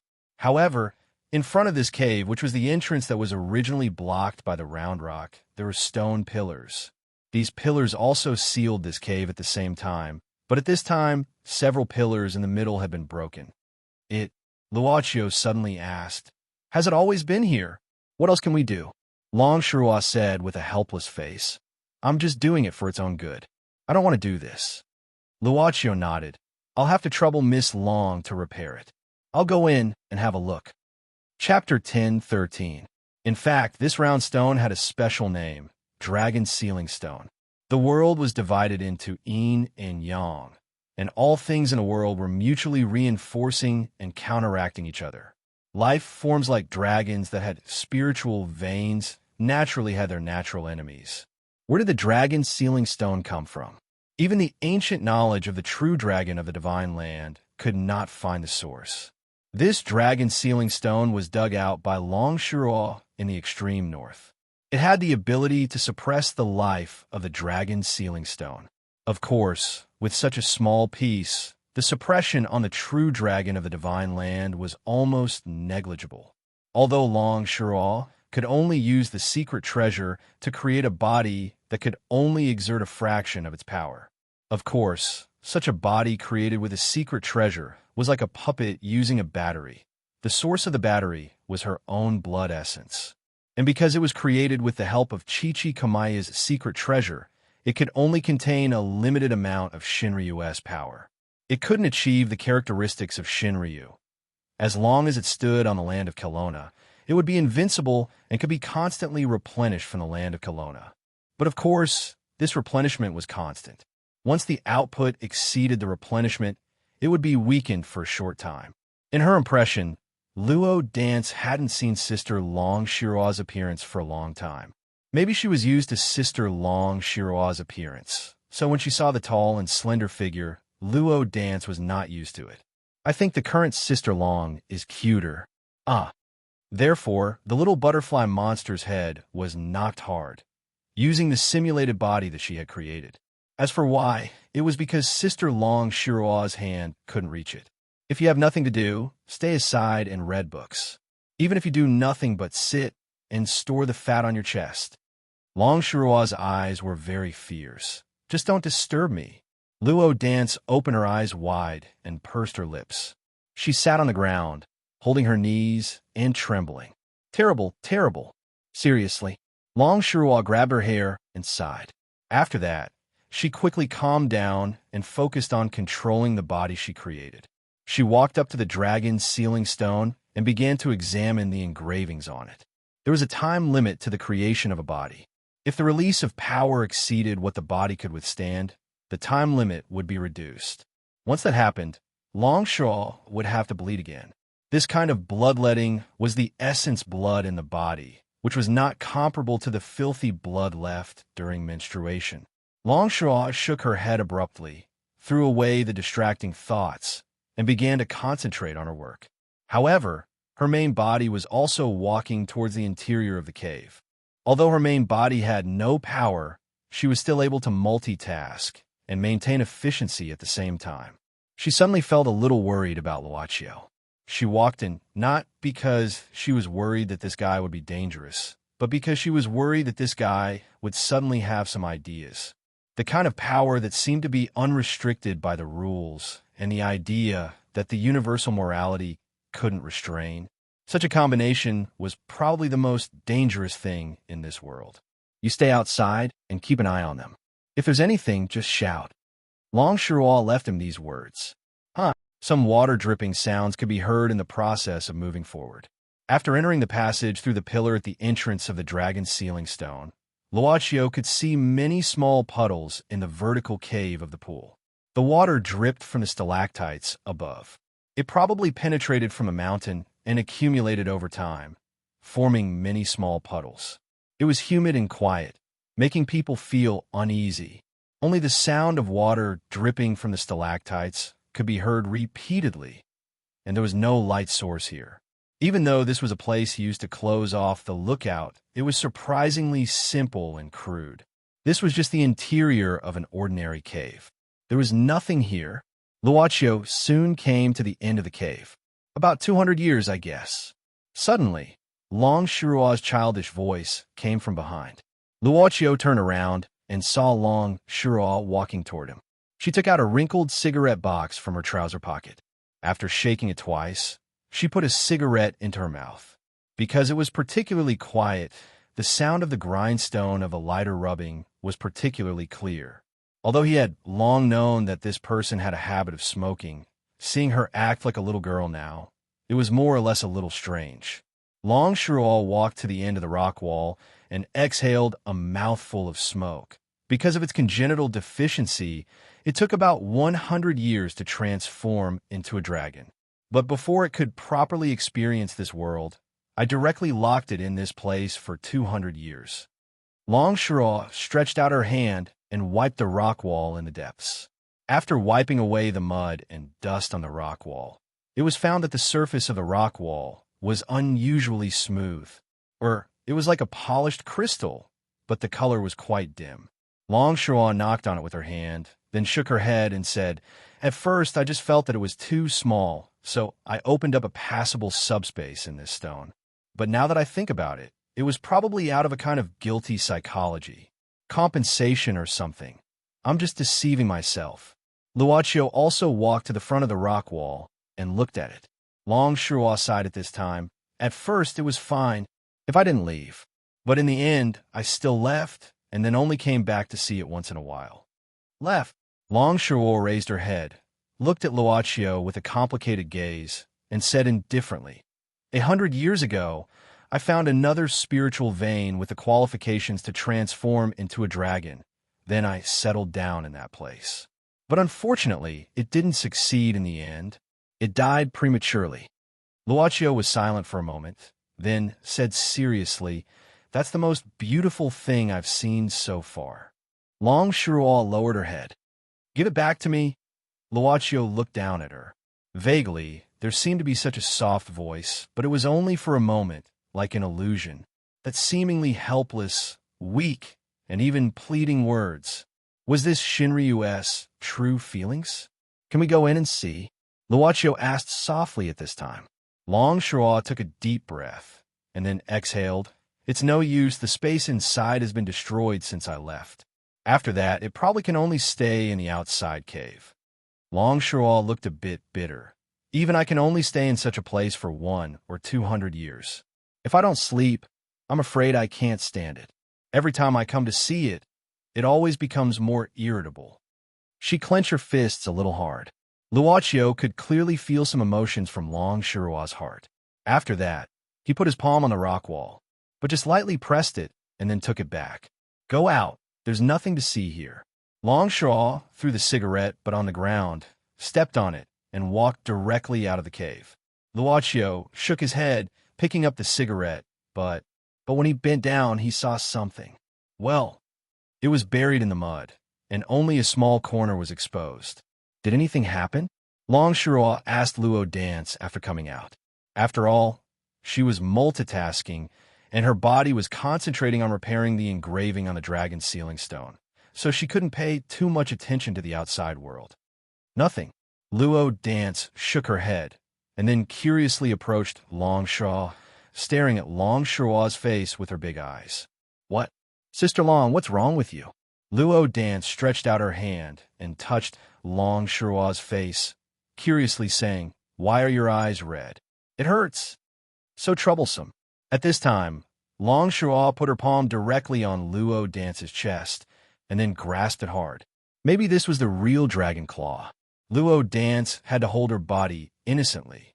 When Luochio came out from the back, he happened to see Luo Dance's weak appearance. What happened? Nothing. Yes. Humph. After hearing Shinryu's snort, Kelowna went directly to the body she created and paid attention to it. But Luo Dance was really a good girl. Seeing the boss was puzzled, she plucked up her courage and came to the boss, whispering, Is Sister Long angry with me? What do you mean? Luochio curiously asked. Luo Dance said in a lower voice, Otherwise, why did she grab my chest so hard? Why did you tell me this? But Long Shuruo suddenly raised her head at this time. The body she created directly went along with the waterfall for the sky at this moment. After saying goodbye to Song Howren, the mysterious man with the bronze mask quickly came to a high ground. The sound of water could be heard here, because not far ahead was the cliff, which was the beginning of the waterfall. But there was not only the mysterious man here. At this moment, there was a long figure above the narrow river. As long as one approached it, he would find that the figure floating above the river was in a translucent state.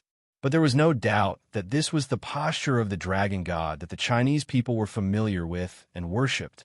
Wang, the mysterious man, came to the riverside. At this moment, the translucent dragon shadow with a length of more than 20 meters moved. It twisted its head and looked at the mysterious man with the bronze mask.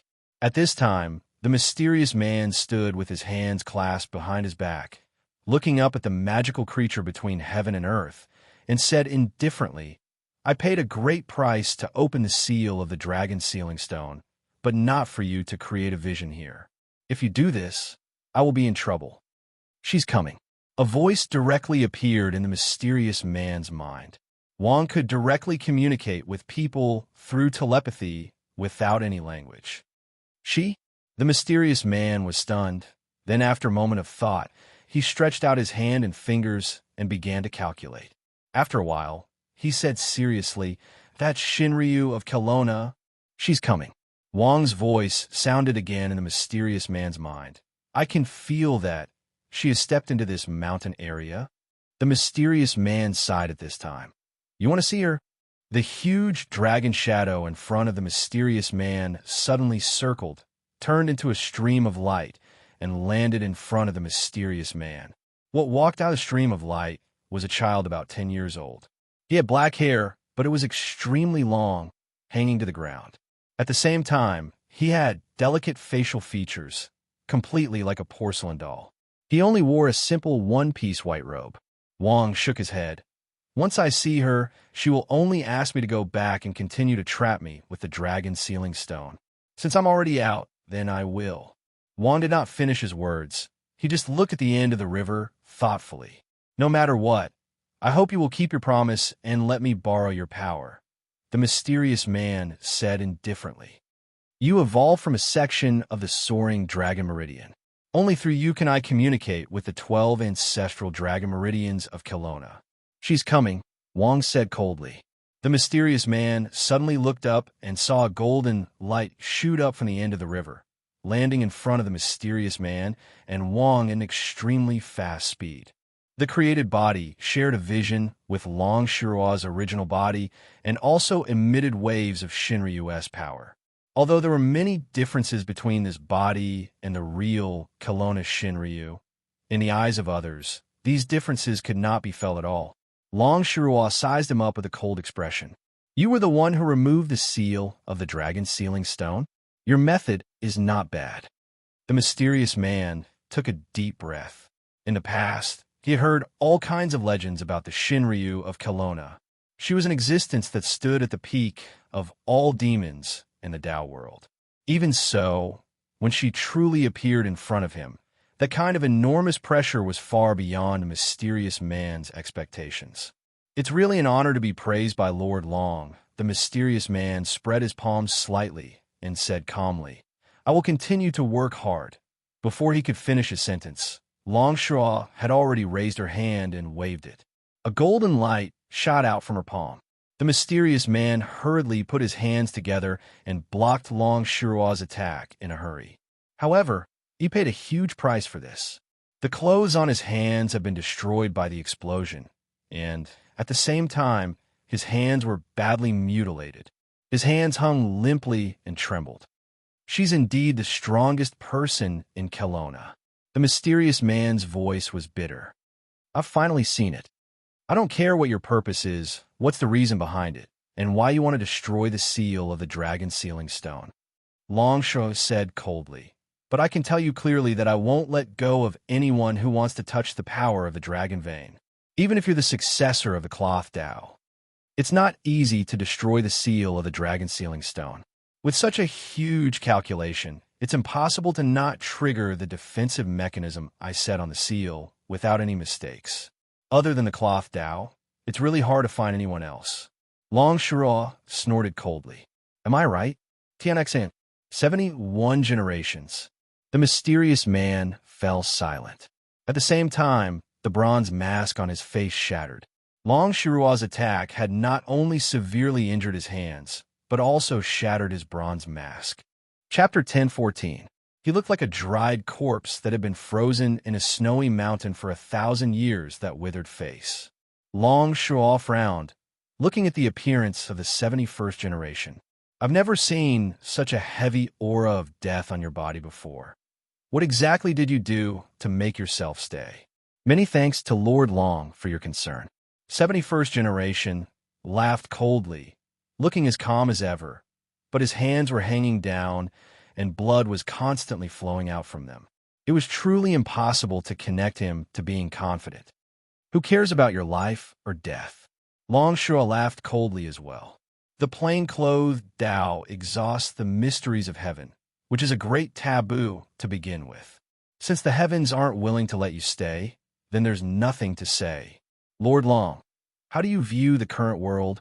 Skyheart's 71st generation wasn't angry, and instead asked solemnly. Current world? Long Shirua frowned. That's right. Current world. Where was the path for cultivators back then? And where was the path for the monsters back then? You are a supreme existence that stands between the two realms. Can you answer my question? Long Shirua couldn't help but fall silent. After a while, he said, Is there something you're dissatisfied with? Thinking back to 1,000 years ago, Taoism flourished and the monsters prospered, although this world was still the world of humans. Both Taoism and monsters had plenty of space for survival. Taoism and monsters even stood aloof, ignoring the flourishing imperial court. This world was filled with spiritual energy, and there were countless paradises in Kelowna. The people worshipped ghosts and gods and revered supernatural powers. Even the emperors of the human world had to be polite. But now, what about us? Lord Long, don't you know best? Long Shura sighed, then laughed coldly. So you're a fool who cherishes the past, unwilling to wake up. Umph. So what if the monsters were glorious in the past? That's already a thing of the past. And now, the human Tao is flourishing. In this world, humans are the rulers. Furthermore, you have never experienced the glorious period of the Tao demons. Can your imagination make you so excited? Idiot! Do you know how many lives were lost when the Tao world and the demon world were glorious? The number of dying is 50, and 49 of them are used, but there is still one that escapes. The 71st generation Skyheart's expression was rather excited. There's always a chance. The peak of prosperity leads to decline, and the extreme of misfortune leads to prosperity. After the age of Dharma, it should be a new era. Don't tell me that even you don't understand this logic. As long as the spiritual energy of all the dragon veins in Kelowna is restored, the spiritual energy of all living beings is restored, and the world is once again suitable for Tao demons to live in, we can still beat back the human Tao. So what? Long Shirua shook her head. With the current weapons of the humans, even if you were given an environment suitable for cultivation and survival, how many of you would be able to fight against the weapons of the humans?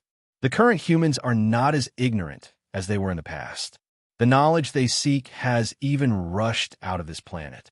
As for you, how many of you would be able to break through the sky and reach the galaxy? As long as the spiritual energy is restored, we will have the possibility of becoming immortals.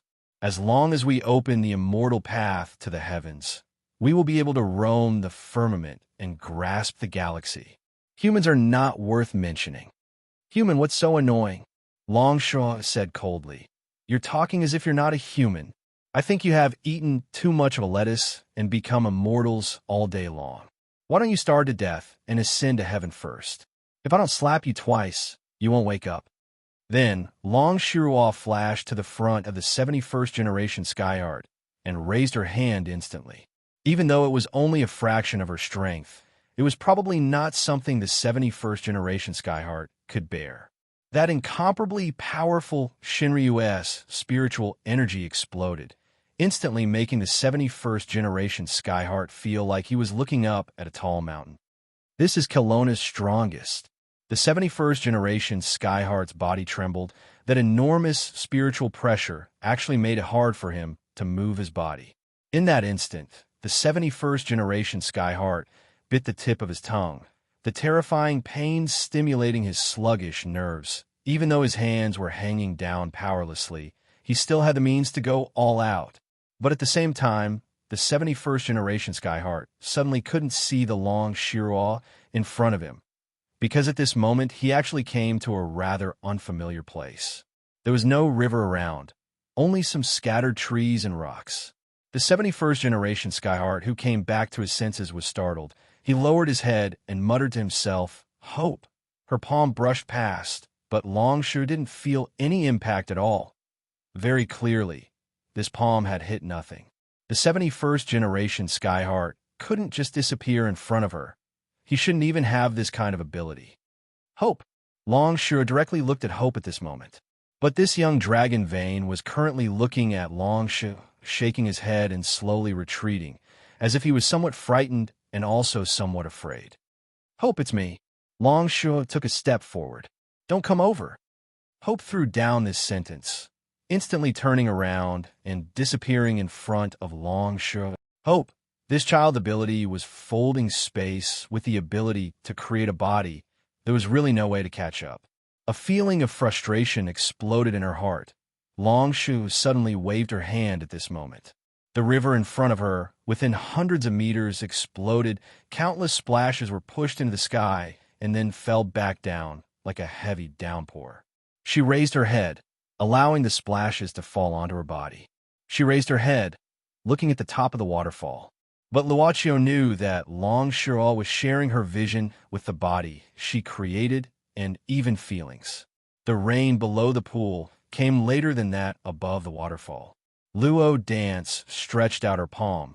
The water droplets fell in her palm and quickly melted away. Then the rain began to get heavier. She looked at Luocio uneasily. Luocio just said, "Let your sister Long be alone." What happened above the waterfall didn't escape from Luocio's vision. Whether it was the conversation between Long Shuo and Skyheart 71, or Hope taking Skyheart 71 away, Luocio knew clearly. But he didn't intend to intervene for the time being. On the other hand, Luocio was quite interested in the few words revealed by Skyheart 71. Reviving the aura and creating a world suitable for transcendence was tantamount to challenging the established world's will of human prosperity. What a brave, reckless, and extremely stubborn heart. The fog seems to have dispersed. Luo Dance raised her head and looked around. He saw that the thick mist was gradually thinning out. It was as if the source of all these abnormalities was already far away. The body created by Long Shu fell from above, and then shrank, finally turning into a round bead and returning to her hand. "Don't you want to continue to repair the seal?" Luocio suddenly asked. Long Shu said indifferently, "Don't you think it's ironic? I, as the Shinryu of Kelowna, actually used the dragon sealing stone to seal the ley line dragon." Luocio didn't say anything, but took out a new towel from his backpack. However, Long Shuo ignored the rain and walked to Luo Dance, saying indifferently, "Take me back. Wang Wang has already left. There's no need to stay here." Luo Chio looked at Luocio in a panic, only to see him shaking his head and nodding. The little butterfly monster hurriedly said goodbye to Luocio and quickly opened her colorful butterfly wings, flying away with Long Shu in the air. After that, Luocio walked to the dragon sealing stone, looking at the engravings on it. Originally, there were only 3 intact engravings, but now there were 4. Long Shu only repaired one of them. He touched these engravings with his hand and found that the engravings formed by the spell were neat and tidy. So delicate. Luocio smiled and then restored everything in the pool to its original state. When the mist completely dispersed, the pool had already returned to its original appearance. The roaring sound of the waterfall covered everything, and the orange-red sunlight made this place a little tiresome. "It's almost time to go back," Luocio murmured, and then moved his eyes. "Their positions are well here." When the dizziness gradually subsided and the heat that filled her limbs gradually disappeared, a feeling of emptiness followed. Her body began to cool down, which made Song Ying suddenly shiver. She got up with a headache and rubbed her forehead with both hands. But at the same time, she felt that something was wrong. First, it was the problem of clothes. Although she wasn't fully armed for this outing, she definitely wouldn't wear too little. But now, she only had her underwear hanging on her body. Yes, it was hanging on her body because the buttons on the back of her underwear were even loosened. Some blurred memories started to become clear. Song Ying glanced at Zhang Qingrui, who was in a strange situation with her. Song Ying was a bit flustered because Zhang Qingrui had obviously woken up. This girl, who was like a lotus in summer, had red eyes at this moment. Although she had put on her clothes, it was hard to describe it as tidy. There were some red marks on Zhang Qingrui's white neck. Song Ying could figure out how they were caused by Zhang Qingrui, even if she was on her knees. She didn't know whether she had them or not. Zhang Qingrui didn't look at Song Ying, but just sat there hugging her knees. A huge sense of guilt made Song Ying put on her clothes carelessly. I didn't expect this to happen. Well, maybe it's because of these vines. Well, but it's nothing. You see, I'm also a woman, and I don't have a man. Speaking of which, we're not at a disadvantage, right? Well, actually, this kind of thing is very common abroad, especially in high school and university. It's not only lesbian, if you have a good relationship. I mean, it's a way to promote friendship. Well, Song Ying finally gave up trying to explain this matter and finally lowered her head. Sorry, let's forget this matter. You have to believe me. I actually like men more. Well, Song Ying sighed. She felt as if she had completely turned into the role of a thug, and then forced herself on a lady of the boudoir. The deathly silent crypt returned to its original state. Song Ying didn't have any other means to ease the atmosphere, so she had to keep silent. But at this moment, the ear-piercing ringtone of her cell phone rang. There seems to be a signal. Song Ying hurriedly found her cell phone from the ground, then turned back. It's Luochio. Zhang Qingrui didn't react until now. Hello, Song Ying answered. Luochio, is that you? Except for myself. No one would use my cell phone to call you, right? Well, don't talk. Song Ying gritted her teeth. Where are you now? Is Song Haoran with you? Listen, Zhang Qingrui and I fell into a cave and are trapped. We can't get out now. I'll send you a location. See if you can find it. Oh, I should be above you. You just need to climb out a little bit. Climb? Do you know how deep it is? Wait a minute. Hearing this, Song Ying was stunned, then glanced at Zhang Qingrui doubtfully. But she saw Zhang Qingrui looking ahead in surprise. She said, it seems I can really climb out. Well, Song Ying stood up subconsciously, but at this time, she suddenly hit the rock above, heavily knocking the back of her head. She cried out in pain. When did the ceiling of the cave become so low? More than that, the topography of this place was completely different from when she fell. The two of them glanced at each other.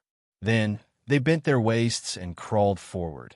After only a few meters, the space became spacious in an instant. When Song Ying and Zhang Qingrui stood up, they found that the hole was only 2 or 3 meters deep. It was just at the bottom of the hole, and a part of it was hidden. It seemed that someone had dug this hole horizontally for a few meters after digging it. At this time, the sky outside was completely dark, and there was only a touch of dark red in the distance. In such a place, it was naturally dark. Can you come up? Luochio stretched out his hand. Song Ying and Zhang Qingrui nodded at the same time. The two of them grabbed Luochio's outstretched hand one after the other and finally climbed out of the pit with some effort. Finally, we're saved. Song Ying sighed with emotion, but when she met Luochio's strange eyes, she suddenly shouted in her heart, oh no! The joy of escaping from danger and the joy of reuniting with their companions overlapped. But at this moment, it was definitely not double the happiness, because they climbed up in a hurry. Their clothes were still untidy. No, it's not what you think. Song Ying hurriedly waved her hands, trying to explain. As for Zhang Qingrui, her face turned pale. Oh, okay. Luochio nodded. Okay, my ass. P.S. Follow the official WeChat account, Limiox's 666. Chapter 10:15. In the end, Luochio, Song Ying, and Zhang Qingrui ran into Song Haoran on their way back. A wolf. Song Ying opened her mouth. Or a wild boar, but it's not a big problem. Song Haoran said casually. However, his shirt was gone, and he was only wearing a pair of pants. It was hard to associate that with not a big problem. Even so, although Song Haoran did not have any clothes on his upper body, there were no wounds on his body, which made Song Ying feel at ease. Really? Xiao Ying and Miss Zhang are trapped in a cave? What a coincidence! Song Haoran smiled casually. Where's Luochio? Where did you go? I just circled around the area. Luochio said casually. I heard some strange sounds, so I found Song Ying and Zhang Qingrui. This was just Luochio's excuse. If he wanted to find someone, he would not have to use the method of hearing sounds. But for some reason, when Song Ying and Zhang Qingrui heard the word strange sounds, their expressions changed subtly. Zhang Qingrui was more shy after all. She blushed slightly and pulled her neck into her clothes. Song Haoran looked at the two ladies suspiciously, but he could not figure out what was going on. He had his own experience in the fog, and the mysterious man even left him a strange ancient book. Other than Mr. Blind, it was the first time he met such an undefeatable person. Even if he could revive more than 100 times, he still could not do anything to the mysterious man. Just this point alone made Song Haoran very interested in the ancient book left behind by the mysterious man. At this time, he was anxious to go back and study the ancient book, so he did not have much time to investigate what happened to Song Ying and Zhang Qingrui in the cave. As a result, there seemed to be some strange changes in the relationship between the two. But since everyone is fine, let's go back quickly, Song Howren, as an elder, said at this time. Otherwise, father will definitely be angry. Put on your clothes first. Luochio took out a long-sleeved shirt from his backpack. The reason why he did not take out another coat was that he had taken out a lot of things in a row. It would be unreasonable to take out something bigger. But, by the way, where did you buy this backpack? Can it really hold so many things? Song Howren looked curiously at the backpack after putting on a long-sleeved shirt that Luochio gave him. Luochio said at this time, as long as you fold the things properly, there will be a way to store them. Well, let's not talk about this nonsense. Let's go back quickly. It's completely dark. Song Ying pushed Song Howren's back at this time. She did not care how many things the backpack could hold. She just wanted to go back as soon as possible, take a good bath, and think about what had happened today. There was no doubt that, just like those outdated wuxia novels, she ate something strange and then slept with a lady. So, she was also a lady herself, but whether it was Song Ying, Song Howren, or Zhang Qingrui at this time, subconsciously neglected one thing at this time. That was why the fog was so strange, and why the people who were originally in the Gazing Dragon Pavilion were suddenly separated at this time. Song Ying and Zhang Qingrui also saw that huge and horrible black shadow in the fog, but they did not mention it. It seemed that it was not strange at all. It seemed that as long as they hid it in their hearts, it seemed that it was not worth mentioning. Even it seemed that, isn't it a very normal thing? They did not speak on the way back. You can reflect on yourself in your room tonight, and don't eat dinner. This was what Master Song said to Song Howren after they returned to the ancestral house of the Song family, because there was no doubt that Song Howren was the leader of these people who came back so late. Song Howren accepted the punishment very quickly. After leaving a cheeky smile, he walked to his room very coquettishly. Zhang Qingrui was a guest, so Master Song did not say much. As for Song Ying, Master Song just casually reprimanded her for a while and then left it at that. Luochio, you must be tired after running all day. I asked Uncle Wu to save some food for you. Go back to your room after eating. Okay. Luochio nodded. Song Ying rolled her eyes helplessly. This guy is your grandson, isn't he? But Song Ying was not in the mood to be jealous. She glanced at Zhang Qingrui. Zhang Qingrui said that she was tired before, so she said goodbye to her father and went back to the room prepared for her. Song Ying ate 2 mouthfuls of rice and went back to her room alone, leaving Luochio and Master Song chatting in the dining room. After the meal, Song Tianyu made tea and then asked, Luochio, there's something I want to discuss with you. Go ahead. Song Tianyu thought for a while. Mr. Blind asked me to do something before returning to the country. He seems to be looking for something, and he hopes that you can help him. Me? Luochio asked in surprise. I heard that Mr. Blind is an expert in geomancy. I don't think he needs my help, right? Song Tianyu smiled kindly and said, Mr. Blind left China a long time ago because of some things, and he hasn't been back for a long time. This time, he must have come back for something important. This time, he specifically asked you to help him, and I really couldn't refuse. If it weren't for Mr. Blind, the Song family wouldn't have achieved what it has today, so he asked me to do it. What do you think? That's nothing. Luochio nodded and said, but why are you looking for me? Song Tianyu told him the truth. Do you remember when Mr. Blind first met you in the morning hall? He said that you're a benefactor with unimaginable luck.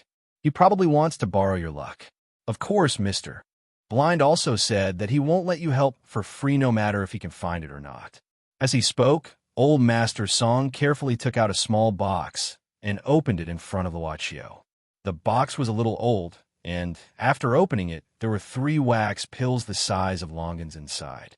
Song Tianyu said, This is a miracle medicine made by Mr. Blind himself. It can prolong one's life, cure all diseases, and even heal injuries. There are 3 pills in total, and they're extremely precious. The cost of making each pill is hundreds of millions of US dollars. This is his deposit. Luochio sat quietly in front of Song Tianyu for a while, then reached out and took the box. He took out one of the pills. I'll take these two, and the remaining one is for you. This isn't good. Song Tianyu shook his head. Luochio said softly, It's New Year. Isn't it normal to give something to the elders at home? The elders at home.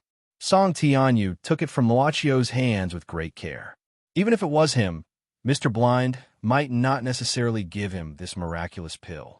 There was no superior and subordinate relationship between him and Mr. Blind, but more of a cooperative relationship. In other words, the Song family was relying on Mr. Blind, who was a miracle doctor. Old Master Song knew his own physical condition, so he was naturally tempted by such a miracle medicine. Now that he got it from Luochio's hands, he felt an unprecedented sense of satisfaction. I'll go back to my room first. Luochio said goodbye. Old Master Song nodded, watching Luochio leave. He sat in the dining room, boiling tea and drinking it slowly. He looked at the wax pail in his hand from time to time, thinking that it already had a taste even though the new year hadn't arrived yet. However, Old Master Song's private phone rang at this moment. It was Zhang Lilianfeng, the grandmother of Zhang Qingrui, whom he respected so much. Hello, elder sister Li. Brat Song, my granddaughter didn't suffer, did she? Huh. I dare to offend 10,000 people, but I dare not to offend you, elder sister. Song Tianyu was in a good mood, joking, I'll definitely treat your granddaughter like a Buddha.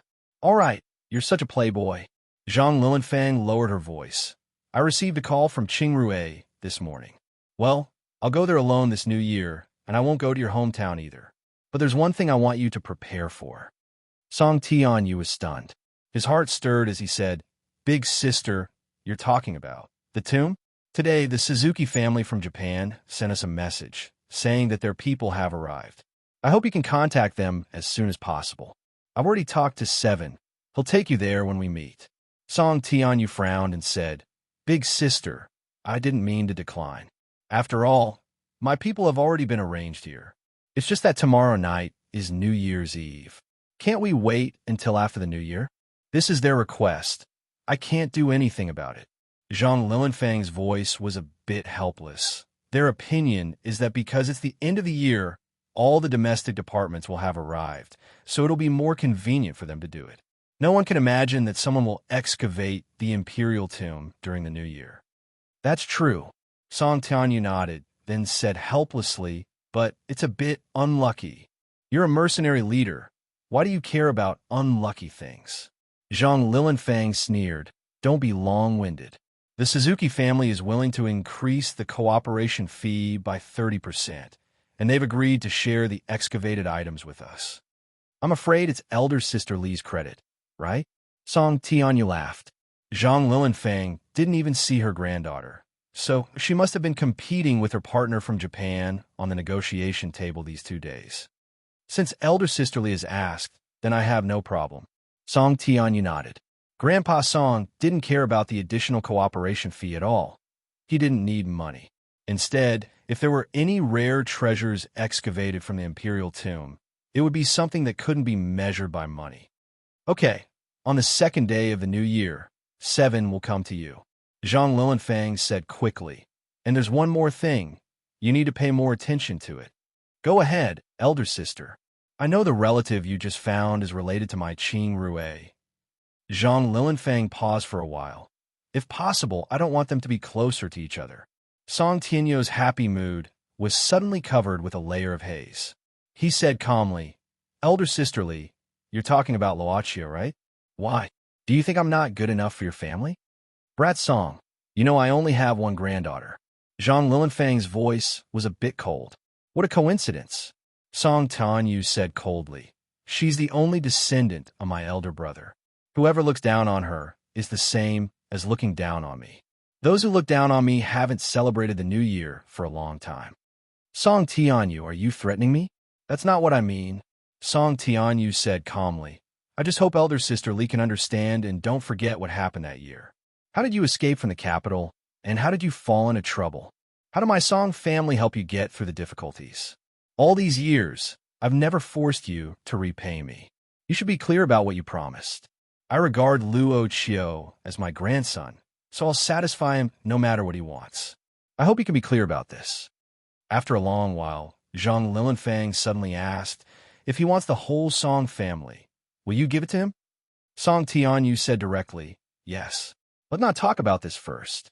Zhang Lilianfang kept silent for a while. "Let's finish this cooperation first. That's what I want." Song Tianyu nodded calmly. Thousands of miles away, in the study room of the Zhang family. She was actually very old. Her body was getting weaker day by day. However, she still needed to take care of the Zhang family and the Li family. Although she wasn't physically and mentally exhausted, she was almost there. She didn't know what would happen in 2 or 3 years. Zhang Lilianfang sighed, leaning on the chair and pondering, inheriting the Song family. If so, it's a way out. What a bad fate. Zhang Lilianfang took off her presbyopia glasses tiredly. She rubbed between her eyebrows and glanced at the photo frame on the table. It was a black and white and yellowed old photo of a young man and a young woman. Chapter 10:16. Shanghai, a certain airport. Although it was night, the airport was still particularly crowded, especially when it was said that there was a man-made bomb in the airport 2 days ago, and the gangster unfortunately fell to his death in the process of arrest. The security check in the airport had become stricter in the past 2 days. At this time, the flight from overseas had to move at the speed of a tortoise as it landed.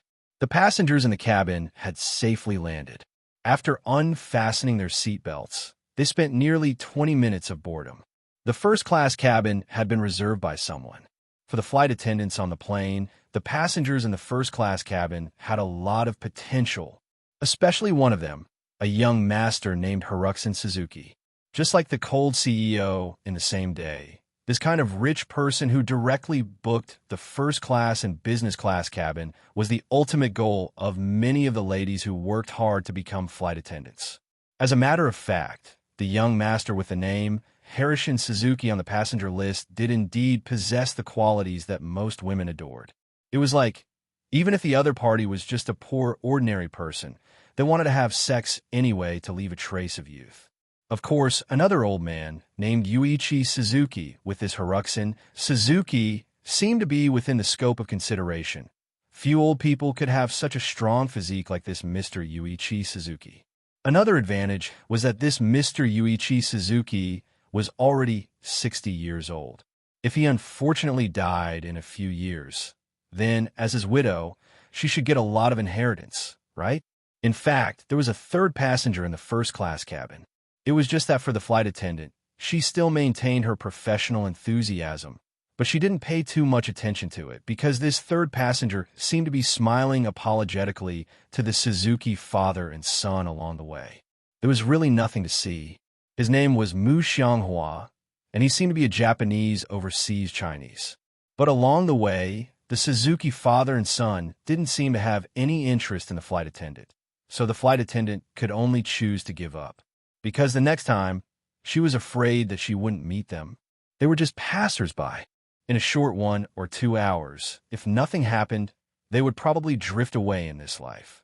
So the flight attendant was very sensible, and at the last moment, she didn't disturb and serve more enthusiastically. She just did her job. "Master Chunxian, that flight attendant seems to be very interested in you. Do you need my help? I know several senior executives in this airline." The man named Mu Xianghua at this time, with a face full of smiles, looked at Hiruxin Suzuki.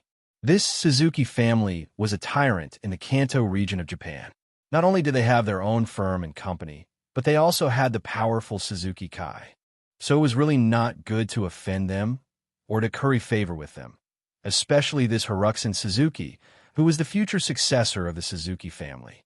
However, it was said that before Hiruxin Suzuki, there was a Natsuya Suzuki. But for some reason, last month, the head of the Suzuki family, Yuichi Suzuki, suddenly announced that all of his things would be inherited by his second son, Hiruxin Suzuki. But in fact, Mu Xianghua didn't care about this. For him, no matter who took over the Suzuki family in the future, it didn't matter to him. What mattered was whether he had the opportunity to be friends with the Suzuki family. Although this trip with the Suzuki family this time was ordered by his immediate superior, the Takizawa family. But recently, Mu Xianghua didn't receive any orders from the Takizawa family, so he had to follow the latest order and find the Suzuki family. Not long ago, Mu Xianghua had used his identity as an overseas Chinese to act as the middleman. At the behest of the Takizawa family, he had brought an ancient map to a certain family in Huan Nation and had a secret discussion.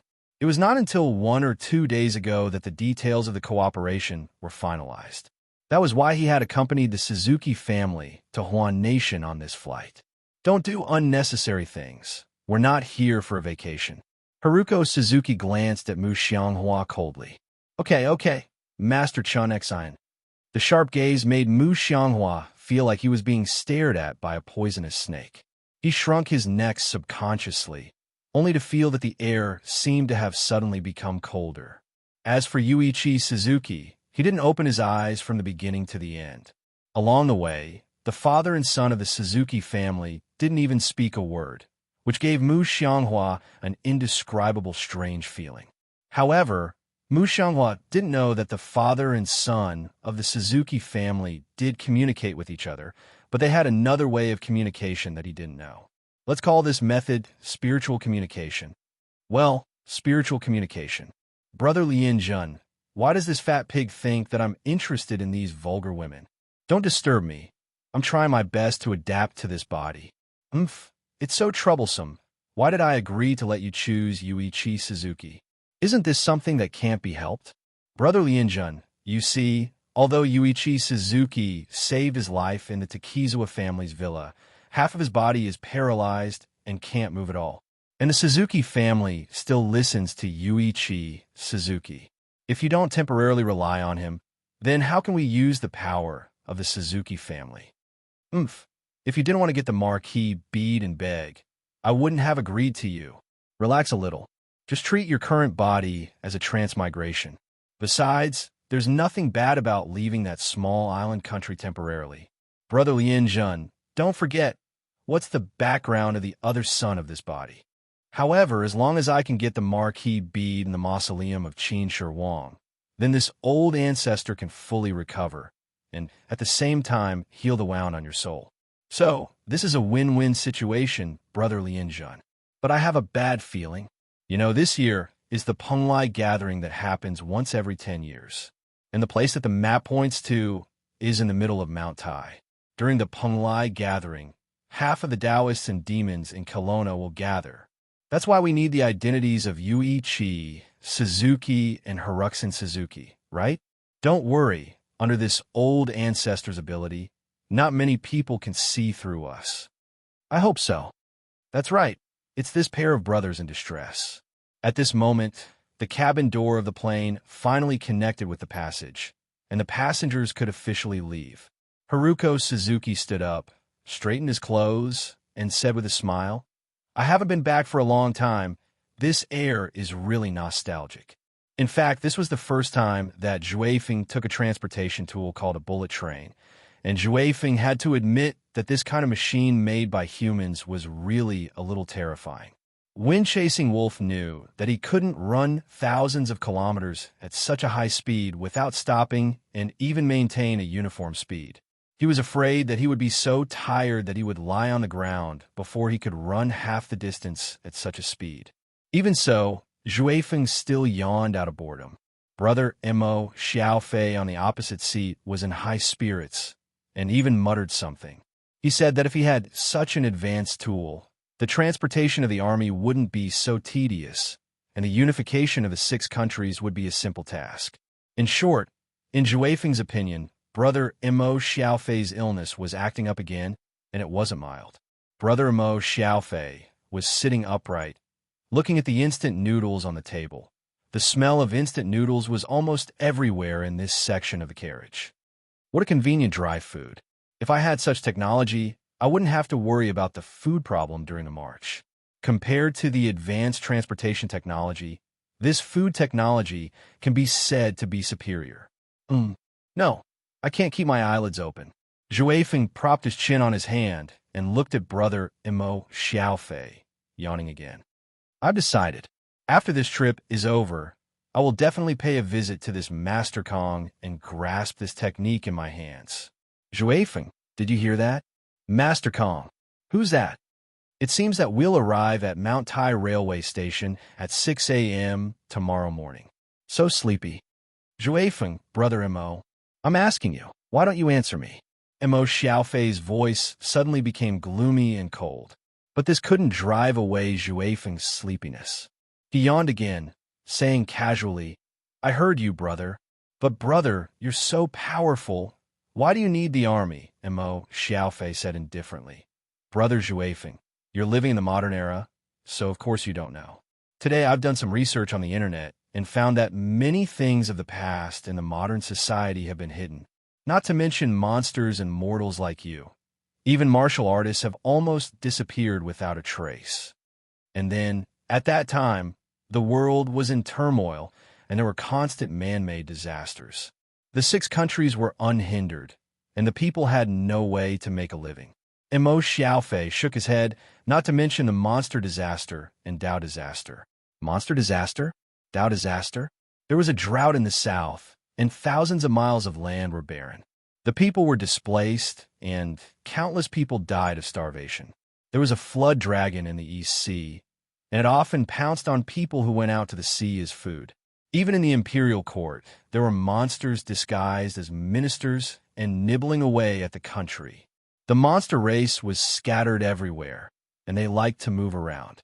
The people were miserable, and this was called the monster disaster. Mo Xiaofei snorted. As for the Dao disaster, at that time, the art of alchemy was popular, and the rich families worshipped the alchemist as a god, praying for an elixir so that they could ascend to immortality and transcend worldly affairs. But they didn't know that the golden stone elixir was always a highly poisonous thing, making people addicted to it and unable to extricate themselves. Gradually, they became addicted and could not produce. The heretics preached among the people, challenging the legal system and despising the royal power. Mo Xiaofei looked at Juefeng at this time and suddenly slammed the small table in front of his seat. This immediately woke Juefeng up. Mo Xiaofei snorted coldly. The 3 disasters of humans, demons, and Taoists are in chaos. Let me ask you, if there is no army, how can I pacify the world? Juefeng was not sleepy at this time, but he didn't understand. But brother, think about it. If there are monsters everywhere, can humans really beat them? You're talking about drought, flood dragon, and these are the legendary big monsters in our monster race. Mo Xiaofei nodded at this time. Indeed, the power of the monster race is extraordinary, and ordinary soldiers can't fight against it. In the past, I lost a lot of soldiers every time I fought against the monsters that were causing chaos. It's just that although the human race is weak, it doesn't mean they can't protect themselves. At least, there's the Xianyuan Palace in the human race.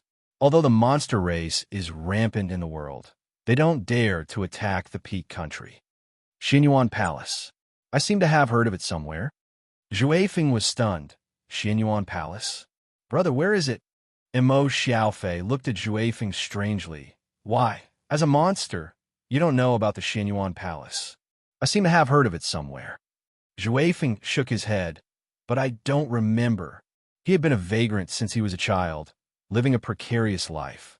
How could he pay attention to those things in the monster race? Mo Xiaofei said, in ancient times, there was a human emperor, the Xianyuan Emperor. This Xianyuan Palace is the legacy left by the human emperor. Legend has it that the Xianyuan Palace is located in the Xianyuan Mount of the North Sea, but no one can find its specific location until now. At that time, the 6 countries were in constant wars, and a monster race was rampant. The descendants of the Xianyuan Palace entered the world and wiped out the evil in the world. At that time, a large number of capable monsters were subdued by the Xianyuan Palace and became servants. After that, the descendants of the Xianyuan Palace warned the monsters in the world, which made the monsters restrain themselves. Later, the Xianyuan Palace began to remove the source of the disasters in the world, which gave the world a chance to breathe. I remember now. Xianyuan Palace.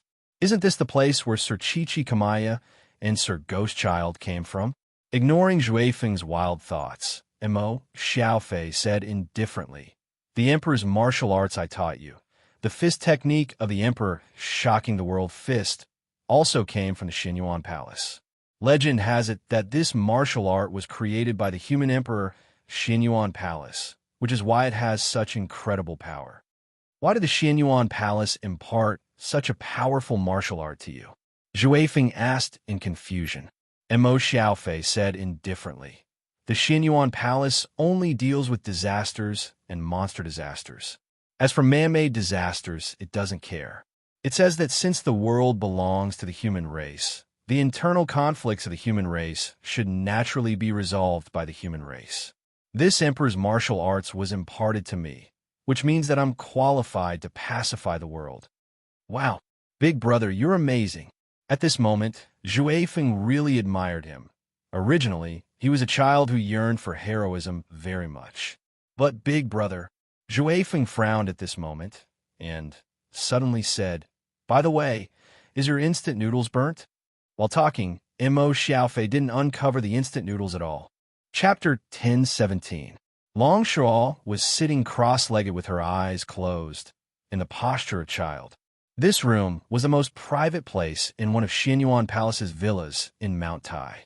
Chichikamaya had set up a large number of defense measures inside and outside the room. When Long Shuo came in, it was not because she wanted to heal her wounds, but to concentrate on operating her created body. Each use of the created body had a time limit, and Long Shuo had to pay her own essence and blood. Moreover, it would consume a lot of her spiritual power in the process of using it. Her current level of spiritual power was almost the same as that of an ordinary human child. At most, her tenacity and willpower were at an inhuman level, but it was a heavy burden for her to use the created body continuously. At this time, Long Shuo's crystal-clear face was covered with sweat. Luo Dance accompanied her in the room and was wiping her gently. Luo Dance stared at Sister Long nervously. She couldn't help but worry in her heart. I don't know when that person will leave. Today, there was a guest in the villa who also came from Xinyuan Palace. It seemed that this person's position in Xinyuan Palace was similar to that of Grandpa Chichikamaya. He directly called Grandpa Chichikamaya's name without any courtesy. His name was Gongsun Shiyu. A long time ago, Gongsun Shiyu, Long Shuo, who had just returned to the villa from the pool, was in a bad mood. However, the moment she came back, she heard the name which made her even more upset. Why didn't this guy stay in his nest? Why did he come out? Chichikamaya shook his head. I'm also very curious. But since Gongsun came out, I'm afraid he has other plans. Lord Long, you should know that Xinyuan Palace is like a dragon without a head since Her Highness left. When Kelowna was in chaos, Xinyuan Palace suppressed both the Taoist and monster realms. They subdued all the monsters and reorganized them into the Kun department. As for the soldiers who originally belonged to Yellow Emperor's clan, they were called Qian. Over the past thousands of years, the two divisions of Qian and Kun have had conflict from time to time.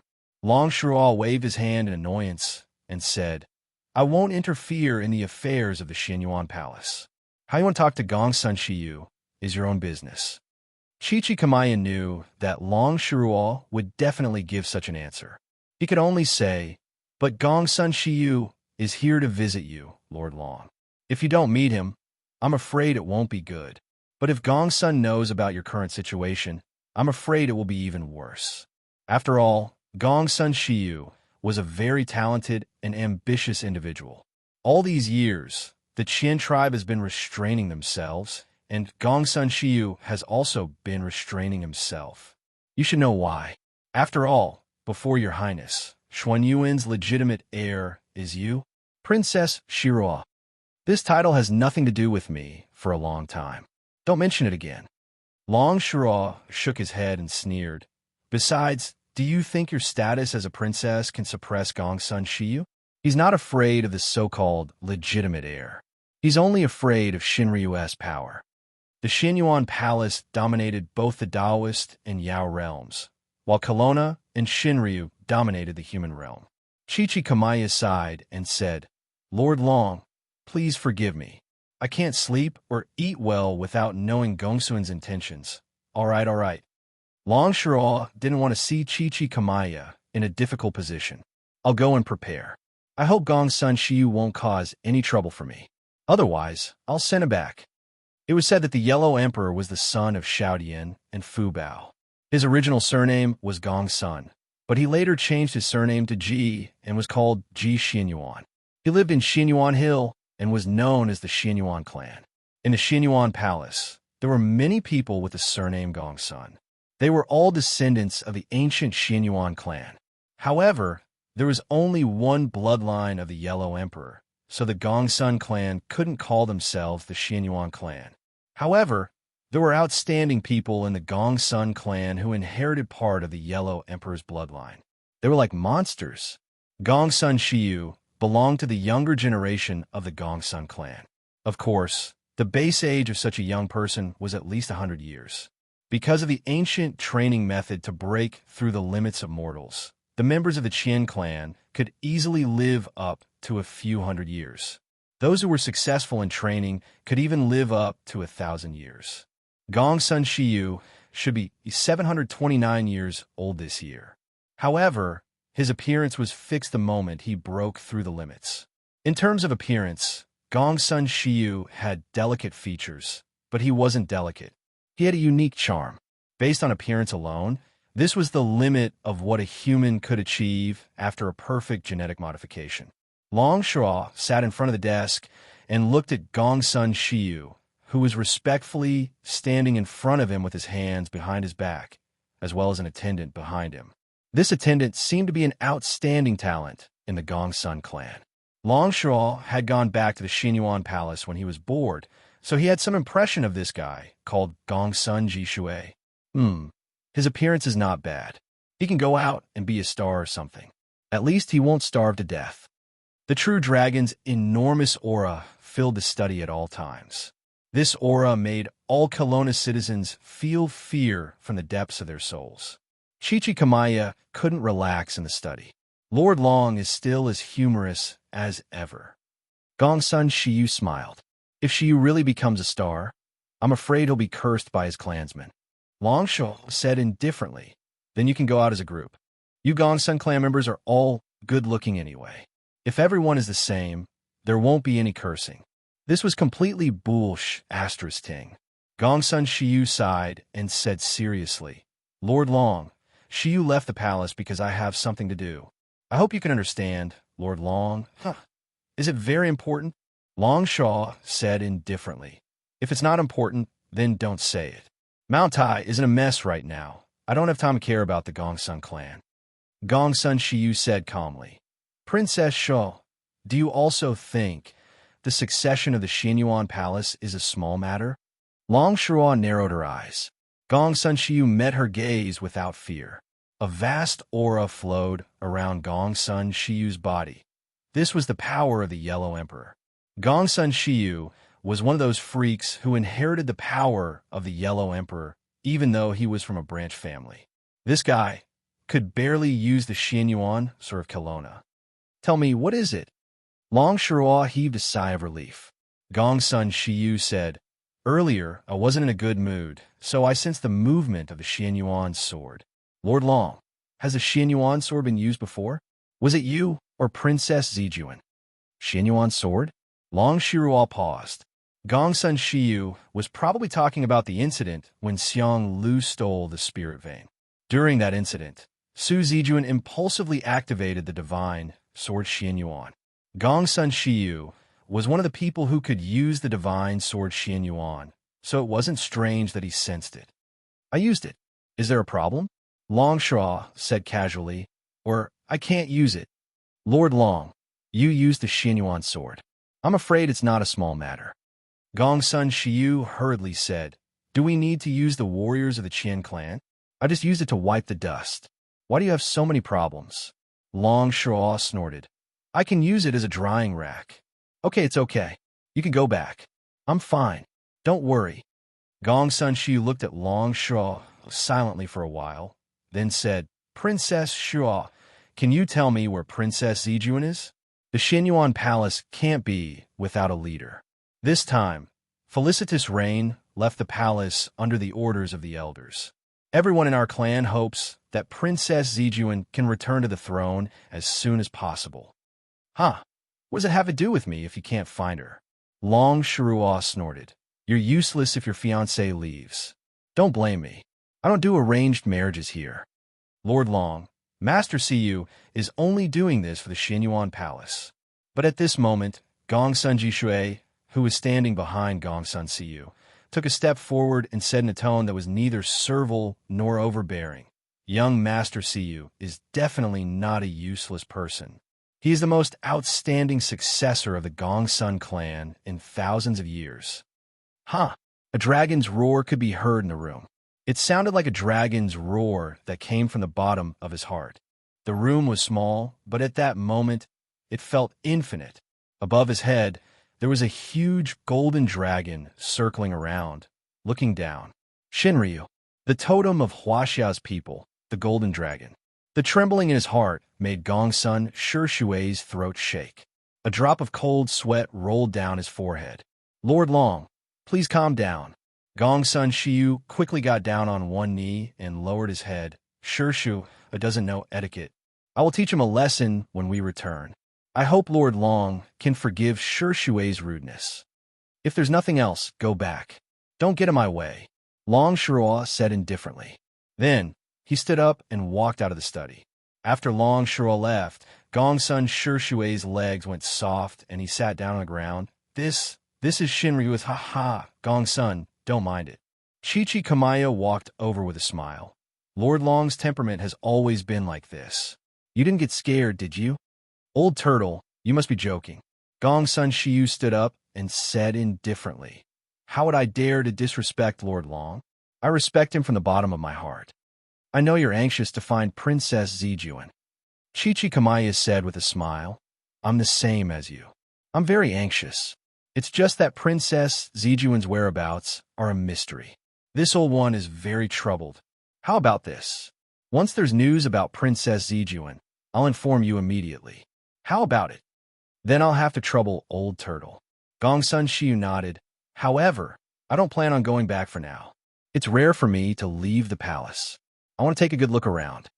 Chi-Chi Kamaya raised his eyes slightly and looked at Gongsun Shiyu. If that's the case, then treat it as a relaxing trip. I'll be here for a while.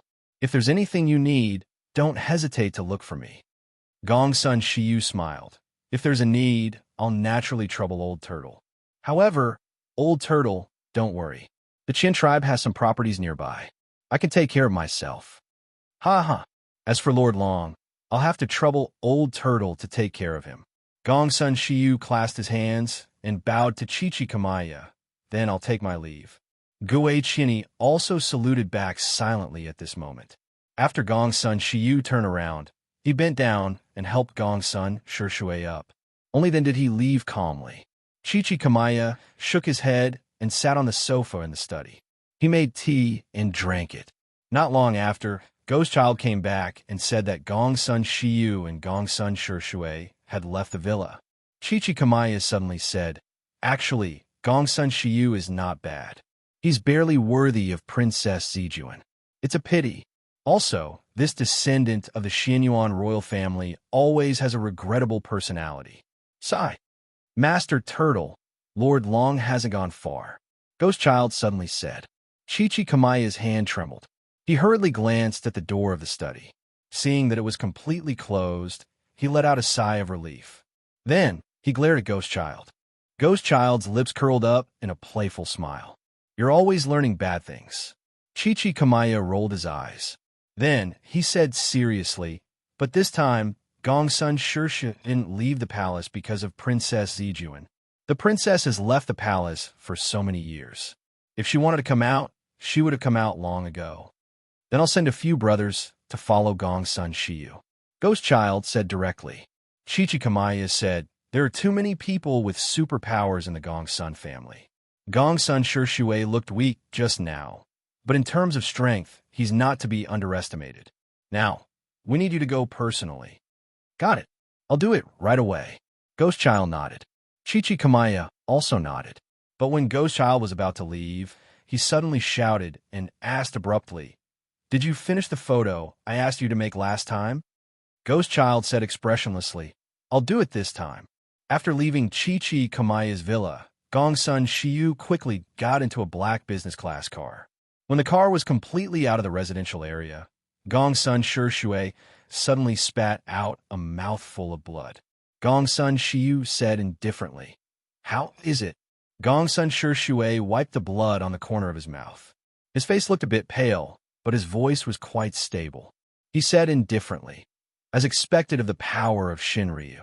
Just the pressure of Shinryu almost broke my blood vessels. Gongsun Shiyu chuckled. Long Shura is still so powerful. He suddenly stretched out his hand and clenched it. I really wish I could have such an invincible true dragon's power. Gongsun Shishui glanced at him and said indifferently, Don't play with fire.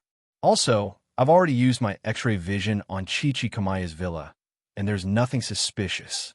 But there's a place with multiple restrictions that I can't see through. I originally planned to use the excuse of infuriating Long Shura and use my power to pretend to resist and try to penetrate it. But Shinryu is too powerful. I can't protect myself. It doesn't matter. Gongsun Shiyu said indifferently. I'm sure that Princess Zijuan isn't here.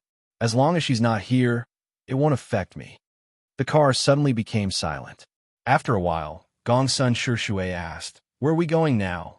Chapter 10:18. It was the 30th day of the 12th lunar month. Suitable. Getting married, going out, building a grave, entering a house, asking for help, offering sacrifices. Forbidden. Praying for blessings and breaking the ground. At noon, the Song family had returned from the ancestral grave and finished offering sacrifices. Zhang Qingrui naturally wouldn't participate in this kind of family activity. After she came back yesterday, she said that she wasn't feeling well and didn't leave her room for the whole day. Song Haoran guessed that Zhang Qingrui caught a cold because Song Haoran took them out for an outing yesterday. Therefore, on the way to the ancestral grave, he dragged Song Haoran out and taught him a good lesson.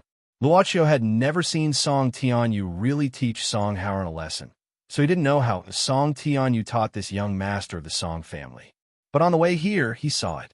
It should be a dignified iron fist that could become a father, right?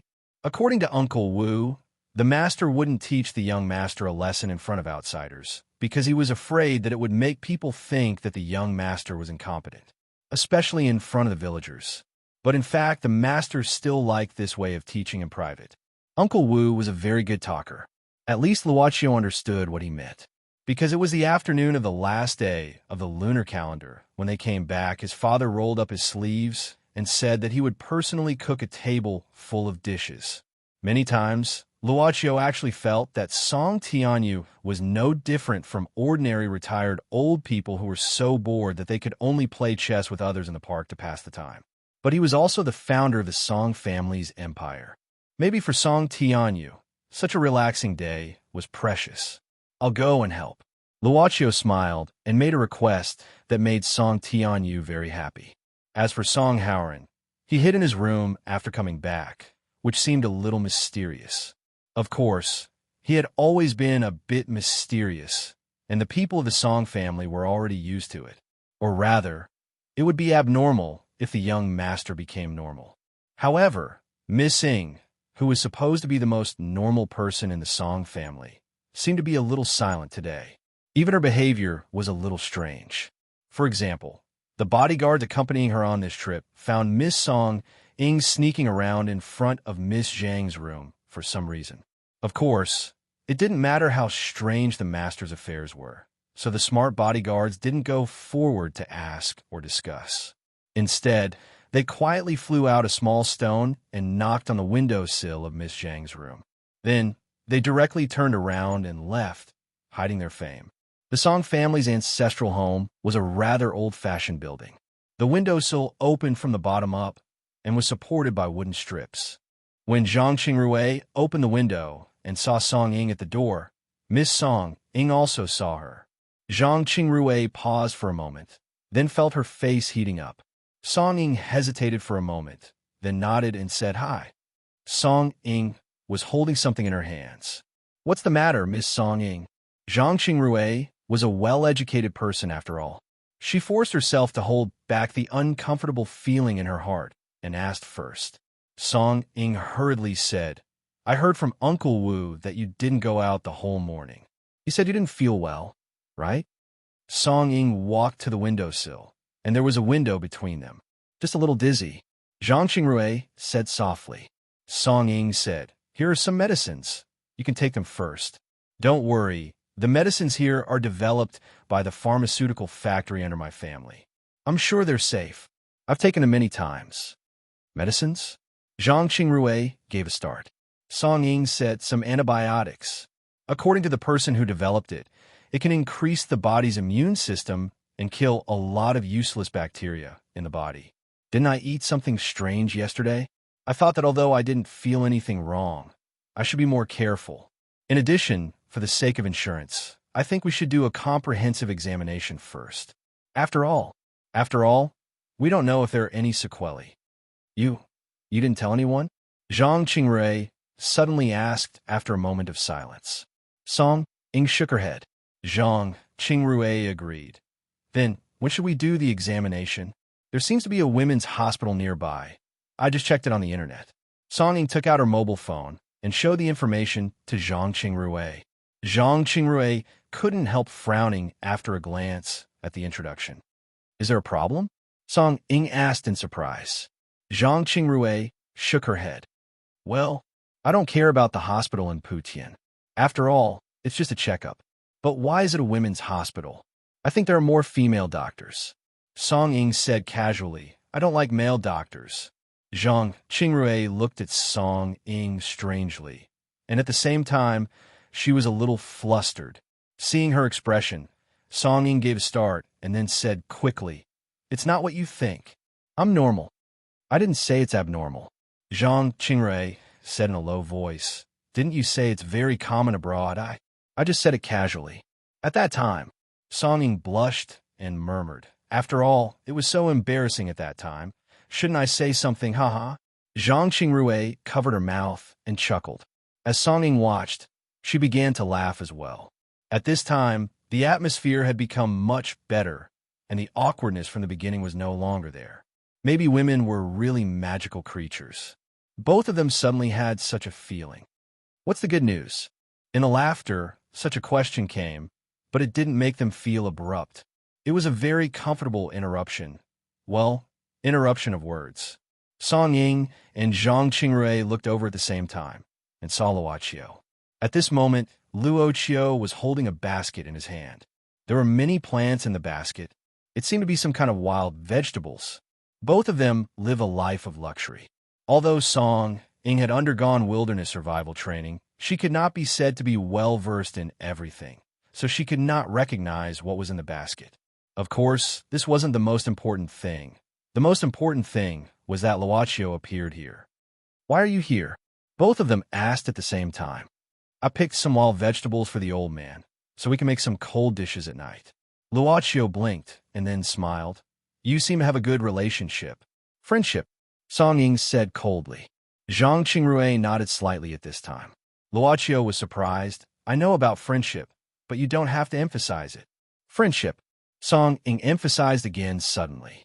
It was a bit weird, but at this time, between Zhang Qingrui in front of the window and Song Ing standing here, there was a very comfortable feeling. If there were spirits in this world, they should be flying between the two of them right now. It was a bit dazzling. I'll take the things to the kitchen first. Luoqiu didn't have enough, but he chose to leave. Seeing him disappear at the corner of the corridor, Song Ing let out a sigh of relief. She glanced at Zhang Qingrui and found that she was also looking at her, so she smiled. Are we going to hospital? If we go, I'll find a car now. Then take it as going for a ride. Zhang Qingrui also smiled. There was still an afternoon before the dinner, so a round trip should be enough. Different from the vampires in the cognition, Jessica wasn't afraid of the sunlight at least. She just felt that the sunlight was a little dazzling. But the dazzling sunlight could also be felt when she was a human being. Perhaps Hitorigami and vampires were really different in nature. Perhaps they should be called zombies. Jessica had heard some legends about zombies from her current master, Su Zijuan. Zombies didn't age or die, and only feelings were the source of their power. Hatred could make Jessica's power grow rapidly, but at the same time, it would make it easier for her to die. But whether she should continue to hate, Su Zijuan only said, "Do whatever you want." She should be an irresponsible elder. After all, Jessica became a zombie after being bitten by Su Zijuan. She and Su Zijuan were now in the airport of Jinan. After days of rushing, Su Zijuan finally came back to this country on the last day before the New Year. Jessica had visited the New Year's festival in Chinatown with Yi Yan before, so she was familiar with the festive decorations of this country. But in fact, she didn't like the bright red color. This color was a symbol of happiness and auspiciousness in this country. But actually, red only reminded her of blood. Jessica was tall like a model. She was wearing a tight black leather suit, which made her look very sexy. In addition, her indifferent expression gave people a sense of coldness, which made people turn their heads to look at her. As for Su Zijuan, she was much more low-key. She wore a cap, a mask and glasses, and wrapped herself in a loose down jacket. At the same time, she hid her hair. It was hard to distinguish her gender even if she stood in front of them. Jessica was puzzled. As an international criminal police officer, she always felt that Su Zijuan dressed like this because she was afraid of being recognized. Could it be that the powerful Su Zijuan also had enemies that she was afraid of? Don't think too much. I just don't want to provoke some troublesome guys. Su Zijuan snorted. Do you want to be followed all the time? Even when you go to the toilet, someone will wait outside. That feeling was probably similar to guarding a prisoner. As a criminal police officer, Jessica had gone on many missions with Yi Yan. Most of the time, they needed to be guarded 24 hours a day during the process of escorting criminals. Of course, she didn't want to be treated like this. However, Su Zijuan didn't talk much about her own affairs. But because of this sentence, Jessica could vaguely guess something. But then again, Jiang, do you need to go to the toilet? Jessica was puzzled. I don't need it recently.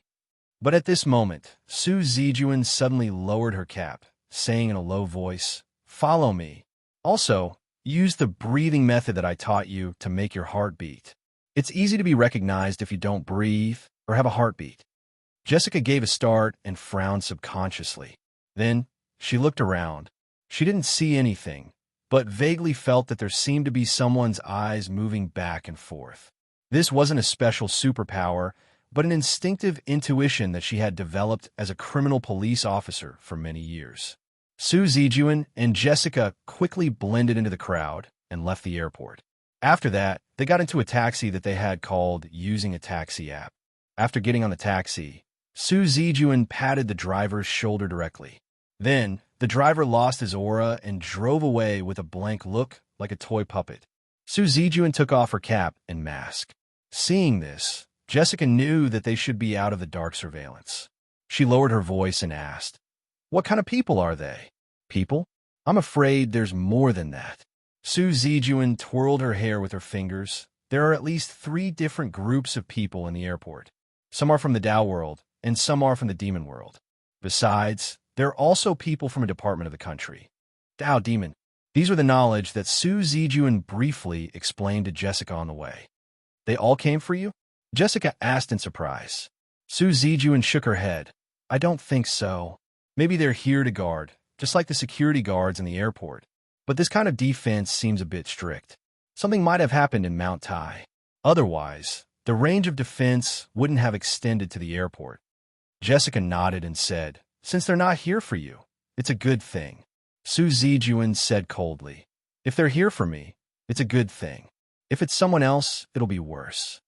Do you have a lot of enemies?" Jessica asked seriously. Su Zijuan didn't answer directly this time, but simply said, "Are there many people who are on the same side as you?" "People who are on the same side. I'm not a human anymore."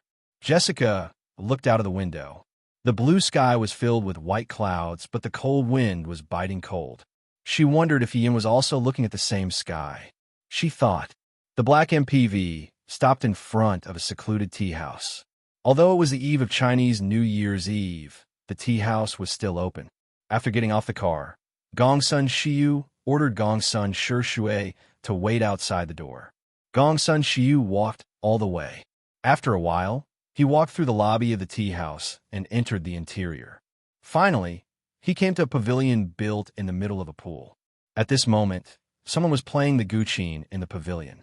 It was a rather desolate sound, which made the surrounding bleak and desolate. Chapter 1019. Zhou Feng bought some dumplings from a small restaurant next to the Taishan railway station. Then, he and Demo Xiaofei sat at a free rest area outside the railway station and started eating. Although it was just a disposable lunchbox, Zhou Feng bought a lot of food. Apart from dumplings, there were some other meat dishes, so it looked quite sumptuous. As for why they ate here, firstly, Emo Xiaofei didn't like crowded places. Secondly, Zhou Feng said it was New Year's Eve, so they had to eat a good meal. The cash they plundered from the house in the bamboo forest was not much. Moreover, brother Emo Xiaofei liked to buy. He was now equipped with a whole set of digital products. Windchaser, who had been managing the funds since he came out of the bamboo forest, even though he didn't care about money, he was a little worried now. This time, before Zhou Feng and Emo Xiaofei went out, Emo Xiaofei had already informed his family. Therefore, they didn't need to worry about them when they were still outside on New Year's Eve. Because brother Emo Xiaofei had a screw loose, Zhou Feng had secretly sent a message to Emo Xiaofei's parents to inform them that they were safe. So, he managed to cope with it. New Year's Eve, Emo Xiaofei frowned at the sumptuous food in front of him. For him, it was indeed sumptuous. The Qin dynasty was more than 2,000 years ago, and the cooking techniques were very simple. Although modern food had many additives, in terms of pure stimulation to the taste buds, it was indeed incomparable to the pre-Qin era, even though the ingredients of the food in front of them were not high-quality ingredients. Yeah, Zhou Feng nodded while eating the dumplings bought by sister-in-law's dumpling restaurant. Tomorrow is New Year's Eve. Brother, don't you know? Emo Xiaofei shook his head. The New Year's Eve that I'm used to has passed. The New Year's Eve is long. Zhou Feng blinked. No, it's tomorrow. How can it pass? Emo Xiaofei said indifferently. The New Year's Eve is in October of the Xia calendar. The Chinese New Year in October. Zhou Feng swallowed the dumpling and continued to pick up the second dumpling. His brother's head was acting up again. But speaking of which, I heard that if someone is stupid, they can give him a punch on the head. Who knows, they might be able to come back to normal. Or should I secretly give my big brother a punch on the back of his head? Coincidentally, he could also test out the power of the first move of the Imperial Fist technique. Big brother, just wait for me to use my beloved Iron Fist to help you recover. Zhou Feng, someone is approaching. Emo Xiaofei suddenly lowered his voice and said coldly.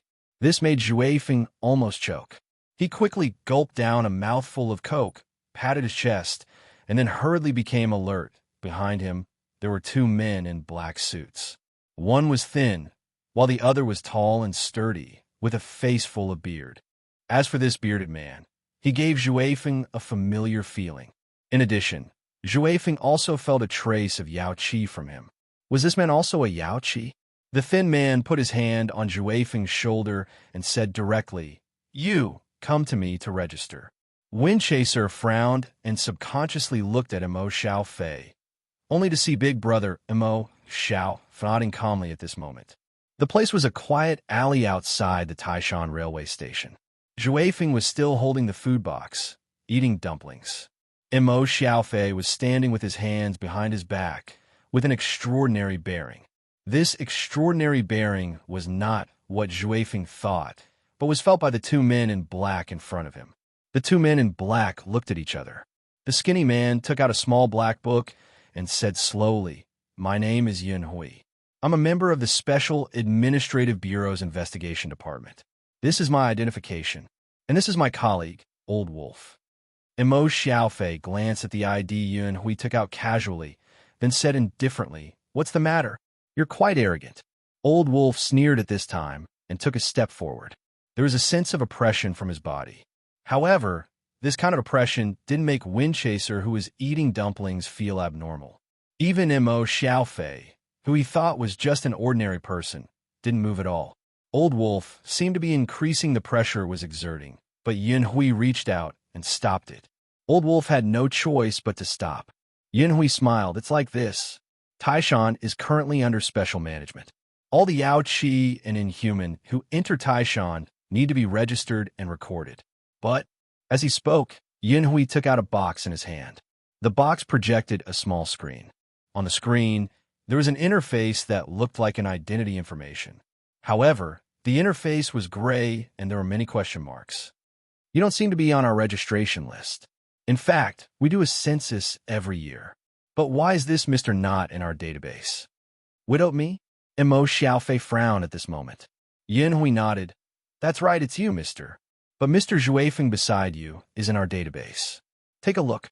As he spoke, Yin Hui twisted a button on the box. The projected interface suddenly changed and displayed Windchaser's identity information. Zhuifeng blinked, looking at the information interface in disbelief. Name, Zhuifeng race, Aardwolf Yao age, about 60 current living location and current status. XX city, dropout, unemployed danger level. Level 1, harmless. You really have it? Zhuifeng blinked, looking surprised. But why don't I remember making such a registration? Yun Hui said indifferently. XX city is under Consultant Long's jurisdiction. There's no one from the Administration Bureau. The information of the Yaoqi in the city is updated by that lord every year. Although you didn't fill in the form of your guardian, we assume that your guardian is Consultant Long. So, your information should be updated by Consultant Long. It's not surprising that you don't know. As for why Consultant Long didn't tell you, you should ask him yourself. Also, I'm curious, why are you in this place? Consultant Long? Zhuifeng was still confused. Yin Hui cleared his throat. That is, Long Shuo Lord Long. Why didn't you say so earlier? Consultant Long, don't you think it's weird? Zhuifeng rolled his eyes. Yin Hui was also quite embarrassed. Which Yaoqi wouldn't be polite after hearing about the Administration Bureau? Even those who didn't like it would show some respect on the surface. I know you came from Long Shuo's territory, but you don't know this. Even so, Yin Hui still maintained his politeness. He cleared his throat again and said, Let's talk about this mister. First, I want to confirm this mister's name and whether he's from our world.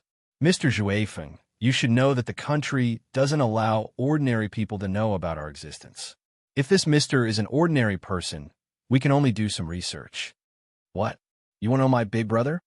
Zhuifeng threw the dumplings on the ground, revealing his canine teeth. Don't be agitated, Yin Hui hurriedly said. I mean to clear the relevant memories. Don't worry, our department has developed the relevant spells. It's guaranteed to be painless and effective in half an hour. Wait, you said this is your big brother? Is he also a Yao? Zhuifeng shook his head. My big brother is a human, but he's still my big brother. Yin Hui was surprised, but Old Wolf frowned. A human? Your big brother? Is there a problem? Zhuifeng stared at him with dissatisfaction. Old Wolf walked out.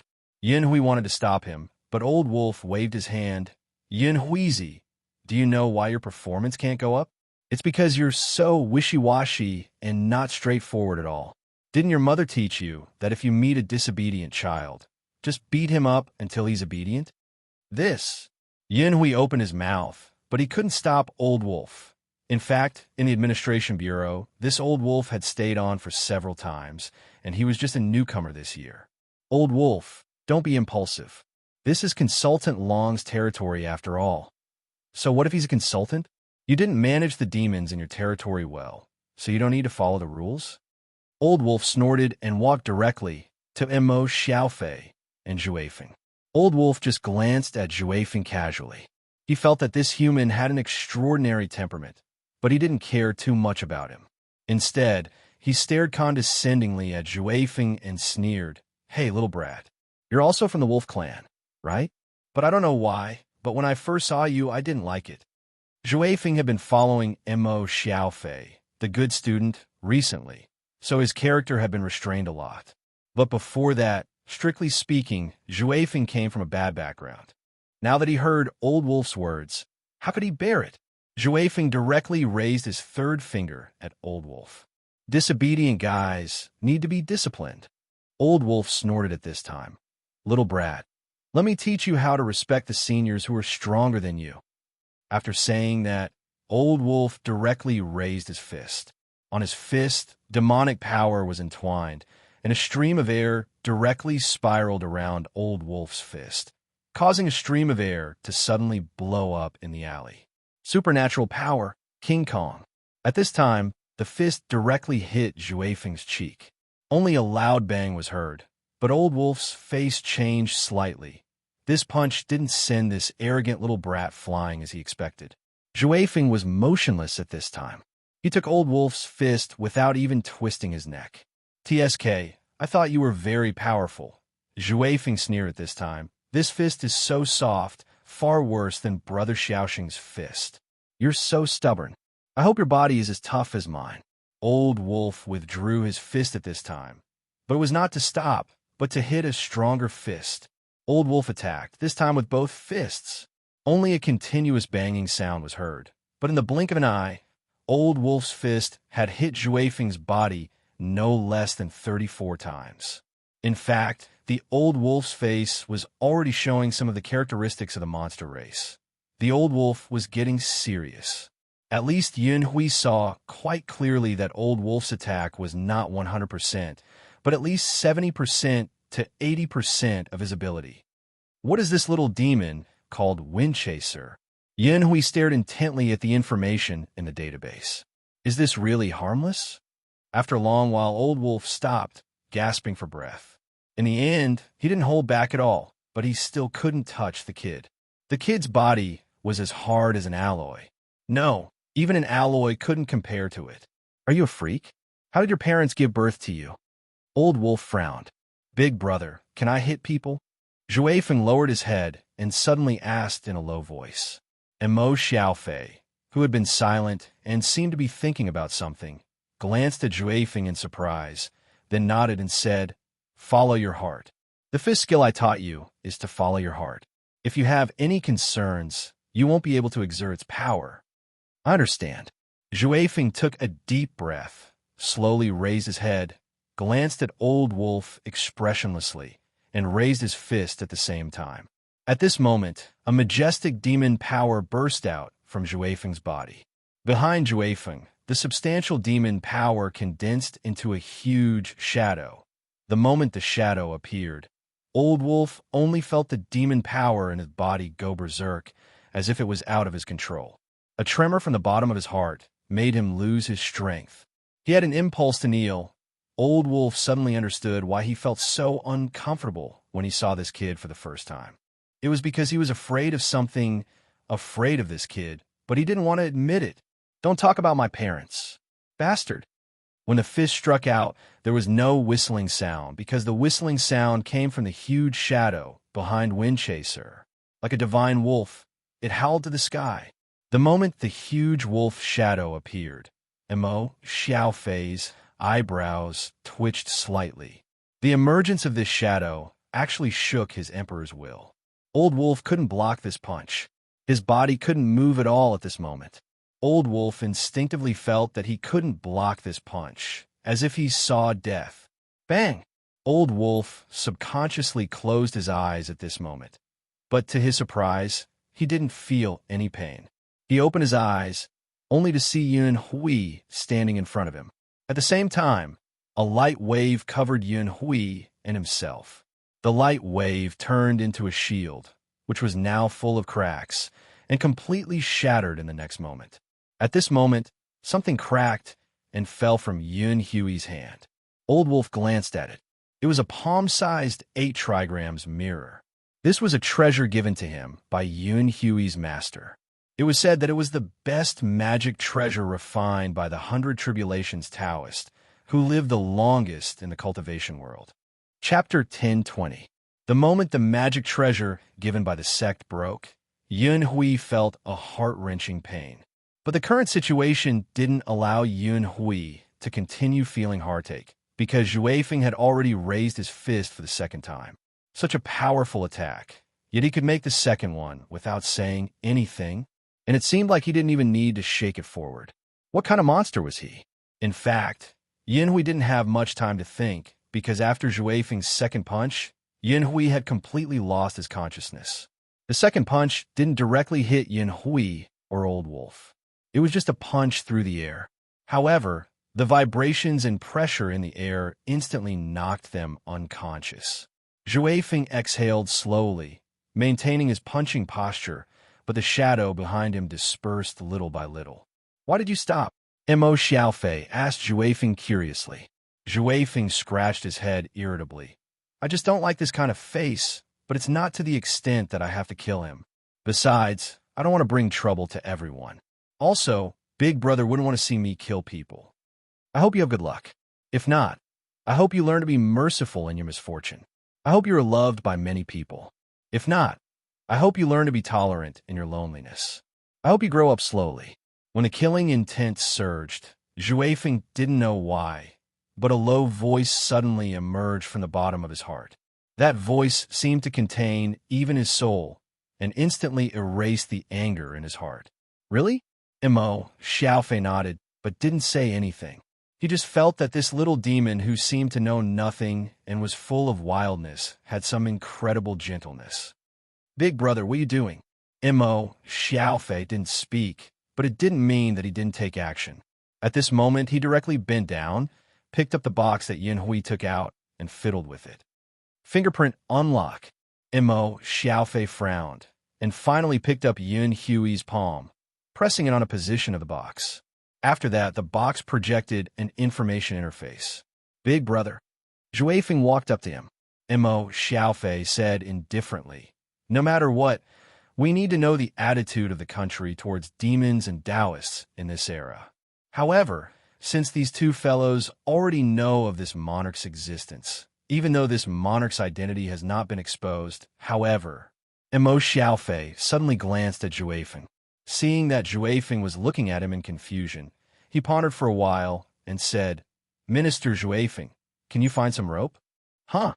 When Gong Sun Shiyu arrived, Lai Kaixing stopped, and the sound of the zither came to an abrupt end.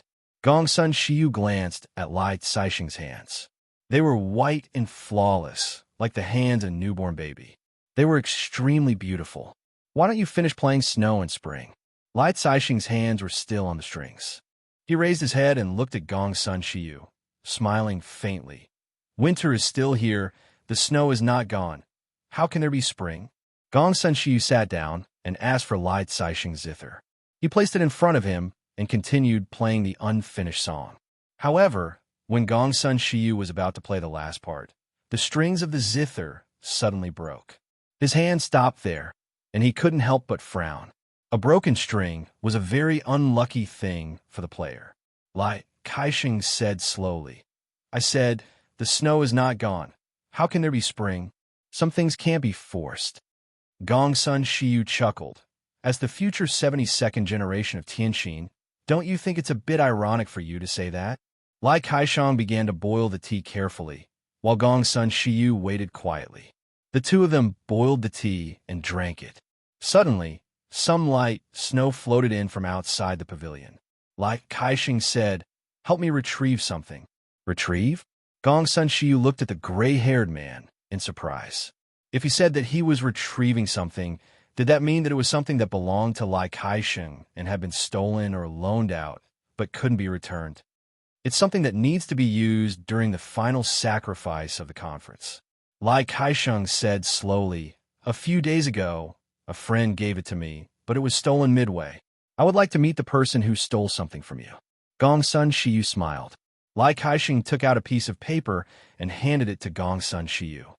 "This is the approximate location of the person. It is said that she is a white-haired lady. It should be easy to recognize her." But Gong Sun Shiyu frowned. "Approximate location. That doesn't sound like the answer you gave." Lai Kaixing shook his head. "Recently, the area around Mount Tai is completely chaotic. It's like a pool of muddy water. No one can see how many fish are swimming in the pool. For example, didn't you come? Since it's something that needs to be used during the sacrifice, there's no other way." Gong Sun Shiyu put away the piece of paper and stood up, leaving the pavilion at the center of the pool. Seeing that he had left, Lai Kaisheng rubbed his hands and breathed out warm air. "It's so cold." The checkup didn't take long for Song Ying and Zhang Qingrui. The two of them walked out of the hospital named Ren AI very quickly. There was nothing wrong with their bodies, but the most important blood test report couldn't be obtained that day. After all, the medical equipment here was not advanced. But the two of them were obviously relieved. At least the doctor, who knew how to feel the pulse, said that the pulse was normal. Let's eat something? Song Ying bought 2 sets of Chinese crepes in the alley. The two of them sat in a small park not far from the hospital and ate. Zhang Qingrui originally thought that they could have dinner when they went back. It was somewhat inappropriate to eat now. But Song Ying felt that Zhang Qingrui was too rigid. A girl's afternoon tea is digested in another stomach. Don't be afraid. Zhang Qingrui didn't believe her words. But she didn't eat Chinese crepes often. I heard from Grandpa that he has some cooperation with your Zhang family this time. Song Ying suddenly asked, do you know the specific time? Zhang Qingrui thought for a while. According to my grandmother, it should start after the first day of the new year. Song Ying chewed and said, developing tombs. I always feel that this kind of thing is far away from me. Zhang Qingrui curiously said, I heard that the Song family has received many different commissions. I also heard from my grandmother that the two families have a lot of cooperation before. Song Ying shook her head. I don't care about this field. It's basically my grandpa or uncle who is in charge of it. In the past 4 or 5 years, the work of exploring and developing ruins had almost been handed over to his uncle. I just manage the internal affairs of the group. What about you? Do you often go to those places? Zhang Qingrui put down her hands, looking at the street outside the park, looking a bit nervous. No, it's the first time. Song Ying looked at Zhang Qingrui with surprise. Zhang Qingrui said in a low voice, my grandmother said that it's also the family business of the Li family. Now I'm the only descendant of the two families. Even if I don't manage this field in the future, as a descendant of the Li family, I should at least have some relevant experience. My grandmother said that our ancestors have a great obsession with developing Qin Shi Huang's mausoleum. Well, it's probably the dream of a similar industry. And this is the main reason why we agreed to cooperate with Japan this time. After all, it's a rare opportunity. Song Ying curiously asked, but after all, it's your country's heritage site. Is it really okay to cooperate with foreigners? Zhang Qingrui said helplessly, we have no choice, right? They have the map of the entrance. Even if we refuse to cooperate, they can still find other families. As long as the mausoleum is developed, it's bound to be damaged. It's better to do it ourselves than let other families do it. At least we'll consciously choose to protect it. However, he had heard some gossip about whether this family would return some precious cultural relics to the country in different ways. It's not easy for you either. Song Ying sighed. She almost had to shoulder half of the group by herself. As for Zhang Qingrui, she had to take care of 2 families. She also lost her parents when she was young. Song Ying suddenly felt that they knew each other. Zhang Qingrui, how about? Song Ying subconsciously wanted to say something. That person is... But Zhang Qingrui said something almost at the same time. She was still looking at the street outside the park. That person. Song Ying looked at the direction Zhang Qingrui was talking about. What she saw was the back of a tall woman in casual clothes. She had long blonde hair, and the way she walked reminded Song Ying of the etiquette teacher she had studied in a noble girls' school when she was young. What a perfect back. What's wrong with her? Song Ying asked curiously. Zhang Qingrui seemed to be absent-minded. Zhang Qingrui opened her mouth and looked at Song Ying with uncertainty. I think she's Luochio's girlfriend. Oh, Song Ying nodded. Then she blinked and stood up abruptly. What did you say? Don't get excited. Zhang Qingrui shrunk her neck. I've only seen her once. Maybe I mistook her for someone else. Although that was the case, how could such a perfect person be so easily forgotten and mistaken after meeting him once? Song Ying grabbed Zhang Qingrui's hand and pulled her up. Wait, what are we going to do? Do you still need to ask? Of course we're going to catch up with her. Song Ying said matter-of-factly. We're going to see who she is. Spy on the enemy. Bah. I'm a member of the Song family, so I have to know who she's going to be marrying into the Song family in the future. I won't let an indecent woman marry into the family. What a far-fetched reason. But it seemed that even she wanted to have a look. So the two figures quietly rushed out of the park and looked around. Finally, they saw the back of the blonde woman again. She was sneaking around. Onions, chives, and dough. The shop auntie enthusiastically packed the goods and sent them to a blonde woman in front of the counter, a foreigner. Although it was a small place, because it was also a national tourist area, there was no lack of opportunities to see foreigners here. Of course, such a beautiful foreigner could only be seen in movies and posters. "Thank you very much. You're too polite." The shop assistant smiled. As a woman, she was very pleased with the girl's politeness. Also, this girl's Chinese was very standard. Did she grow up in China? Are you planning to make dumplings? The shop assistant began to gossip.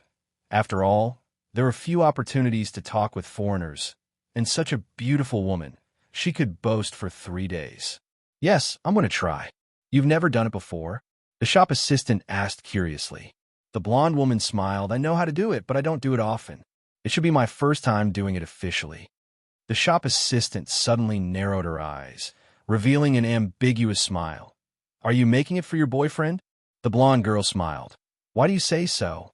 The shop assistant said shrewdly, "Because of the weight. If you're making it for your family, the weight is too little. It's only enough for 1 or 2 people, a couple." When faced with this question, the blonde girl only smiled slightly, nodded elegantly, and then left the auntie's sight. The shop assistant blinked her eyes after the blonde woman left, then looked around in confusion. "Where is she? When did she leave?" Although she said so, the shop assistant soon saw 2 beautiful women hurriedly passing by. But these 2 women looked a bit sneaky. "Where is she?" Song Ying's eyes widened. She had never learned how to follow someone, but she had learned a thing or two from what she had seen and heard. Unfortunately, she had lost track of the person she had been following. "She should be walking this way, but I can't see her." Zhang Qingrui shook her head. Although they said they followed her, they didn't take the initiative to ask anything, but just followed her for a short distance. "I don't believe it." Song Ying frowned. However, the moment he turned around, he stepped on something and slipped. Then he lost his balance and fell to the ground. Her buttocks sat on the hard ground, and Song Ying cried out in pain. It turned out to be ice formed by the snow on the roadside. "Are you all right?" Zhang Qingrui hurriedly helped her up. "What do you think?" Song Ying frowned. Only feeling the pain in her buttocks, it seemed a bit difficult for her to walk. "Or let's go back first." Zhang Qingrui had to say, "Maybe I saw it wrong. Besides, if it's true, Luoqiu can't do nothing." "Help me," Song Ying sighed. "And you drive later." Zhang Qingrui couldn't help laughing, but supported Song Ying, walking step by step to the parking place. At this moment, on the rooftop of a nearby 7-story residential building, a pair of deep blue eyes watched the 2 of them leave. The cold wind lifted her hair. Chapter 10:21. What made Yin Hui and Old Wolf feel troubled was that no matter what they did, they could not escape from their current situation. The location was unknown, the time was unknown, but it was probably already nighttime. Moreover, from the silence of the surroundings, no one would pass by in a short period of time. This place looked like a place that had been abandoned for a long time. Both Yin Hui and the Old Wolf had no idea how long they had been unconscious for. Without a doubt, they were imprisoned or tied up with hemp rope and placed in this place. "No, my magic power is like a stone sinking into the sea. It seems to be restrained by something." Yin Hui sighed. The first thing to do was to check his body in such a situation. But the result of the check was really despairing. He glanced at Old Wolf beside him and realized that Old Wolf's complexion was worse than his. Old Wolf's condition was probably no better than his. But since he woke up, Old Wolf had been silent. No one knew what he was thinking about. Yin Hui began to look around, looking for a possible way out. But in fact, both he and Old Wolf had their powers restrained and were tied up tightly with ropes. All the communication devices on them had disappeared. Not only that, both of them were stripped naked, leaving only a pair of underwear. "What on earth is it?" Old Wolf suddenly muttered. "Old Wolf?" Yin Hui frowned. Old Wolf shook his head and said, "The other party probably did not intend to kill us. Otherwise, they would not have just trapped us here."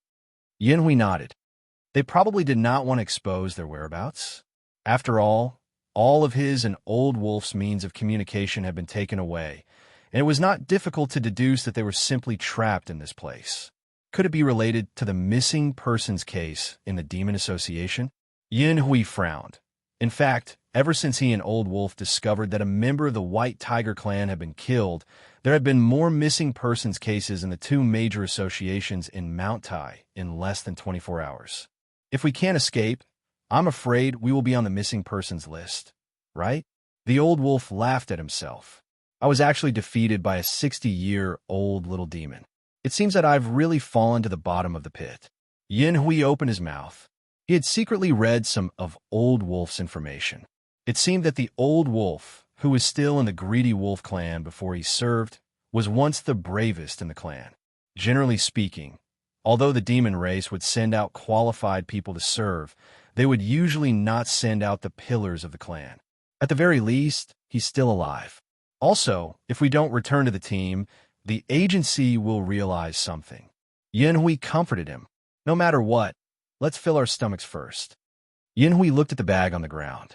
It was obviously filled with food, but it was already cold. The Old Wolf frowned. The key was not whether to eat, but how to eat. Their hands and feet were tied behind their backs, and the only part of their body that could move normally was probably the area above their necks. Speaking of which, tonight is New Year's Eve. Yin Hui had the urge to curse. This was probably the most special New Year's Eve ever. Momo was making some temporary charms that could be used. The materials were the best in the market. When he finished the last charm, Momo stretched his body. He casually glanced at Jean Eyre, who was still unconscious on the bed. Even if Jean Eyre didn't wake up in 1 or 2 more days, they would have to set off. Although it was rather conspicuous to bring an unconscious person along, and it was easier to be exposed, there was still the danger of being discovered if they stayed in this place for a long time. There were all kinds of experts in the Tao Demon Association. Momo opened the window of the room to let the cold wind in. He wanted to sober himself up. There were almost no pedestrians on the street. It seemed rather desolate. Everyone should have returned home for a reunion. At this moment, Momo muttered, seeming to be absent-minded. He suddenly felt very sleepy. Even his eyelids became heavy. Even his body was on the verge of collapsing. At this moment, his hands suddenly pressed against the windowsill, stabilizing his body that was about to fall. Then, Momo raised his head with a solemn face. His lips had been bitten by himself at this moment. This kind of tiredness wasn't because he was too tired, but because of the influence of the outside world. Momo's tiredness had mostly disappeared when he bit his lips. At this time, a strange sound came from downstairs. It sounded like the sound of someone falling to the ground. Momo swiftly grabbed the black wooden sword leaning against the corner of the wall, jumping out of the window. He landed in the small courtyard of the hotel. The first floor of the hotel was the place where the landlady and her family lived. Momo saw that the landlady and her family had all fallen down at the dining table. Did they just fall asleep? Momo checked the status of the landlady and her family one by one. He couldn't help feeling the strangeness of the matter. Not only this hotel, even the people in the 2 neighboring hotels had all fallen asleep. Momo didn't dare to go too far. After checking the situation of the 2 nearby hotels, he rushed back to the place where he lived and took Jean Eyre away from here. He quickly settled Jean Eyre in another guest house not far away. Of course, he chose an empty house that no one lived in. Summoned. After stacking 5 charms in his hand, a very strange black cat emerged from the floor of the room. You stay here and guard. If anything happens, inform me at once. Momo ordered the summoned civet. Then, he quickly walked down the street. He walked past one house after another, and realized that all the ordinary people on the way had fallen into a coma. At this moment, a loud sound came from afar. It was about 7 or 8 o'clock in the evening. Although the street was well lit, there were few pedestrians. A strangely dressed girl with short white hair was sitting alone on a stool at the bus stop, eating a hamburger and a soda. At this time, Nero crumpled the remaining wrapping paper into a ball and then threw it toward the trash can not far away. It was a perfect parabola. If there were no accidents, the paper ball should enter the trash can smoothly. However, a sudden gust of wind caused the paper ball's trajectory to deviate. In the end, the paper ball landed beside the trash can. What? Nero blinked. Then she looked in the direction of the wind. On the town road ahead, there was a thick fog spreading. Nero took the soda from the stool, taking 2 quick sips before putting down the cup with only ice cubes. Then, she carried the painting tube and walked towards the dense fog. 1 or 2 passers-by could be seen in the fog, but they all fell on the ground. Those who were still breathing seemed to have just fallen asleep. In the dense fog, Nero saw a flickering light. When she got closer, she found that it was the danger signal light on a black car. It seemed to be deliberately turned on to attract her. And in front of this black MPV, there was a man with a pretty good appearance standing at this time. There seemed to be someone else in the car. Nero stopped 3 meters away from the man outside. She didn't intend to say anything, just watching while chewing bubble gum. At this moment, the other party said indifferently, "White hair, strange attire. You're the one who stole from Wulong Mountain Villa, right?" "Little brother, I don't know what Wulong Mountain Villa is." Nero smiled slightly. The young man said expressionlessly, "I don't want to do anything unnecessary. As long as you give me the small brocade box, you can leave safely." Nero narrowed her eyes at this time, looking at the fog around her. At the same time, she looked at a passerby who had fainted in the distance. She suddenly said with a playful smile, "Oh, you don't want to do anything unnecessary?" The young man said indifferently, "This is necessary. In addition, miss, you don't seem to be the type that can be communicated with advice. Then, there is no other way." Nero shrugged and was about to say something, but her eyes suddenly shrank at this moment. A figure who had appeared in front of her in an instant. His palms swept across as if he was waving a saber, and this saber was mercilessly sweeping towards her neck. This speed, Nero's body leaned back in an instant, and the opponent's saber hand swept past Nero's neck. But the airflow cut Nero's collar a little at this time. It was a cut so smooth that it looked like it had been cut by a sharp utility knife. After Nero's legs jumped on the ground easily a few times, she had already opened a distance of about 7 or 8 meters from the mysterious young man. "Phew, that was close." Nero chuckled at this time. "My head almost fell off. Little brother, you seem to have a strong smell of blood on you." "You're not bad either." The young man retracted his palm, took off his suit jacket, and pinched up the sleeves of his white shirt. "Little brother, are you going to be serious? After all, I don't want to drag on for too long. Battle soul attach." After a very indifferent voice, a white flame rose from the young man's body, wrapping his whole body. But this was definitely not a flame that could burn, but a collection similar to thoughts. The painting tube behind him suddenly vibrated slightly. The thing in the painting tube was conveying a thirsty desire to Nero at this time. But at this moment, there was no time for Nero to be distracted. The young man, bathed in white flames, once again rushed into the range that Nero could hardly defend with a super high speed. This time, the speed was far faster than the last time. The young man's hand chopped at Nero 7 times in an instant. 7 visible half-moon cyclones shot out from Nero's body at this moment. They flew directly to more than 10 meters behind Nero. The half-moon-like cyclones cut a car parked on the street into a large number of parts in an instant. Nero lowered her head at this moment, but she didn't know if it was appropriate to hold the painting tube behind her in front of her. There was a bleeding wound on each of her arms at this time. The painting tube was almost shattered. Nero raised her head at this time. A strange color flashed in her pupils, but she still chuckled. "Little brother, you are really not polite at all." But the young man just rolled his eyes.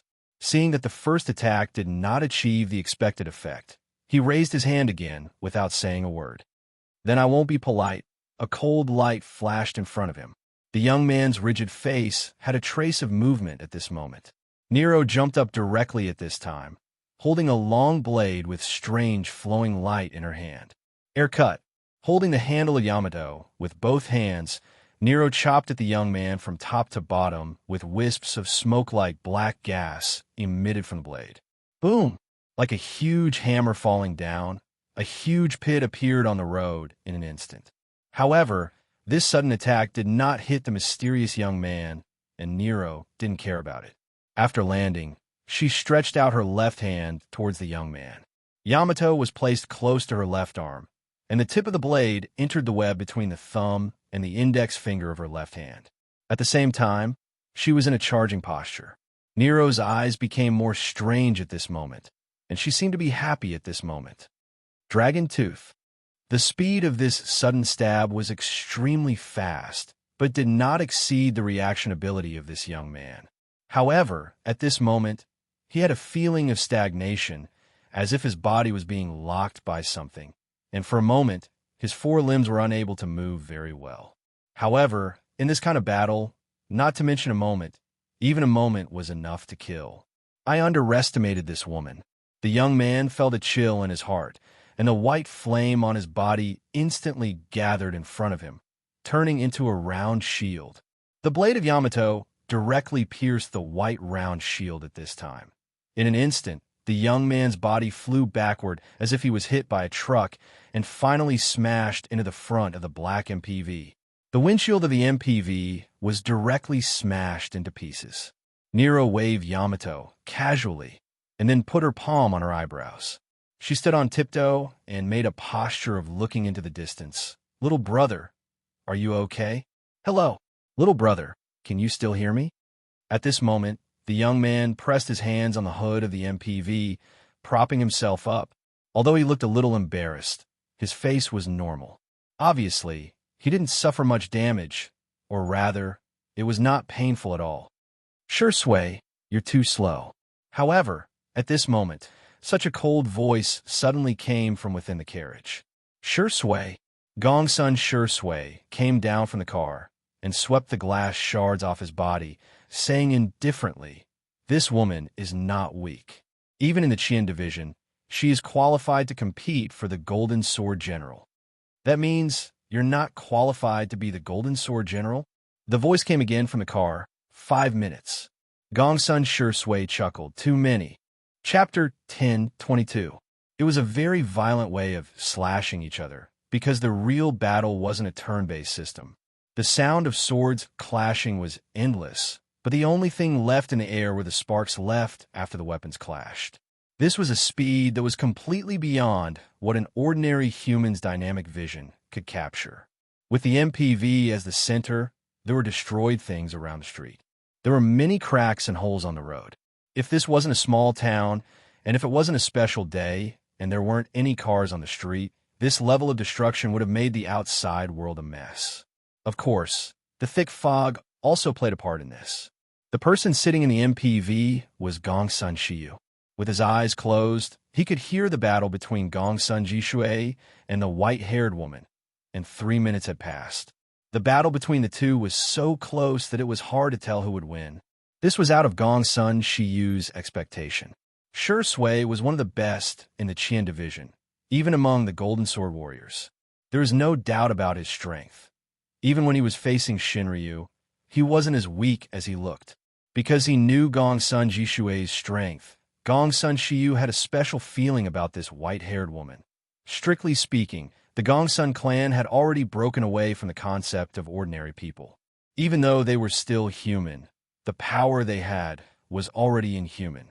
This wasn't a martial art passed down from Kelowna, but there were some traces of ancient Korean sword skills.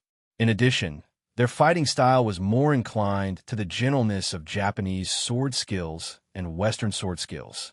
Their physical strength is obviously much weaker than Shursui's. Their fighting skills should be developed through killing. Their sense of touch is very sharp. Gongsun Shiyu rolled down the window and looked at the golden sparks bursting out in the air.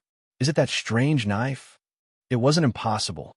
Powerful weapons contain great power and could give the user extraordinary power. The best among them was Kelowna's Xianyuan sword. As an atavist, Gongsun Shiyu was qualified to use part of Kelowna's Xianyuan sword. He knew very well what level he could reach with the help of the divine weapon. For minutes and 30 seconds, the two sides suddenly stopped fighting. Gongsun Jishui glanced at his arm that was holding the sword. There was a wound about the size of a palm on his sleeve. As for Nero, who was not far away, there was an additional wound on her body. On her left cheek, There was a finger-long bright red. "This little brother, the 5 minutes are almost up. Don't you want to continue?" Nero whistled. "I'm sorry, I underestimated you." Gongsun Jishui was silent for a moment before he slowly raised the strange weapon in his hand again. "Next, I will do my best. I look forward to it." Nero happily assumed a fighting posture again. But at that moment, Gongsun Shiyu suddenly said, "That's enough." At the same time, Gongsun Shiyu's arm reached out from the car window, and an extremely sharp sword chi shot out. The sword energy emitted a terrifying light that swept past Gongsun Jishui. This was a light that could cut through everything. At the moment when the sword light arrived, Nero subconsciously waved the Yama in her hand to block it. But she was too slow. Her pupils dilated a little. The sword light instantly cut through her body, and her arm fell to the ground easily. After cutting off Nero's right arm that was holding the sword light flew a few meters away and directly cut through a private car parked by the roadside before gradually dissipating. Clang! The Yama fell to the ground with a crisp sound. Blood spurted out from Nero's broken arm. At the same time, Nero directly spat out a mouthful of pus. It didn't cut off her right arm, but the impact of the sword light even damaged her internal organs. "Sure enough, your strength comes from this strange sword." Gongsun Shiyu opened the car door and slowly walked out. "Without the support of this sword, your body is just a little stronger than ordinary people." Nero grasped the wound on her broken arm, and her scattered hair covered half of her cheek. Gongsun Jishui glanced at the private car that was cut open in the distance. There seemed to be someone in the car, but he just frowned and didn't say anything. He directly dispersed the ancient sword flickering with lightning in his hand, and then stood behind Gongsun Shiyu. "This sword is good. I'm a little interested," Gongsun Shiyu said indifferently. "If you give me the thing you stole, I can let you go. As for the arm, as long as you leave immediately, there's still a chance to reattach it. Of course, whether you can use it normally or not depends on your luck.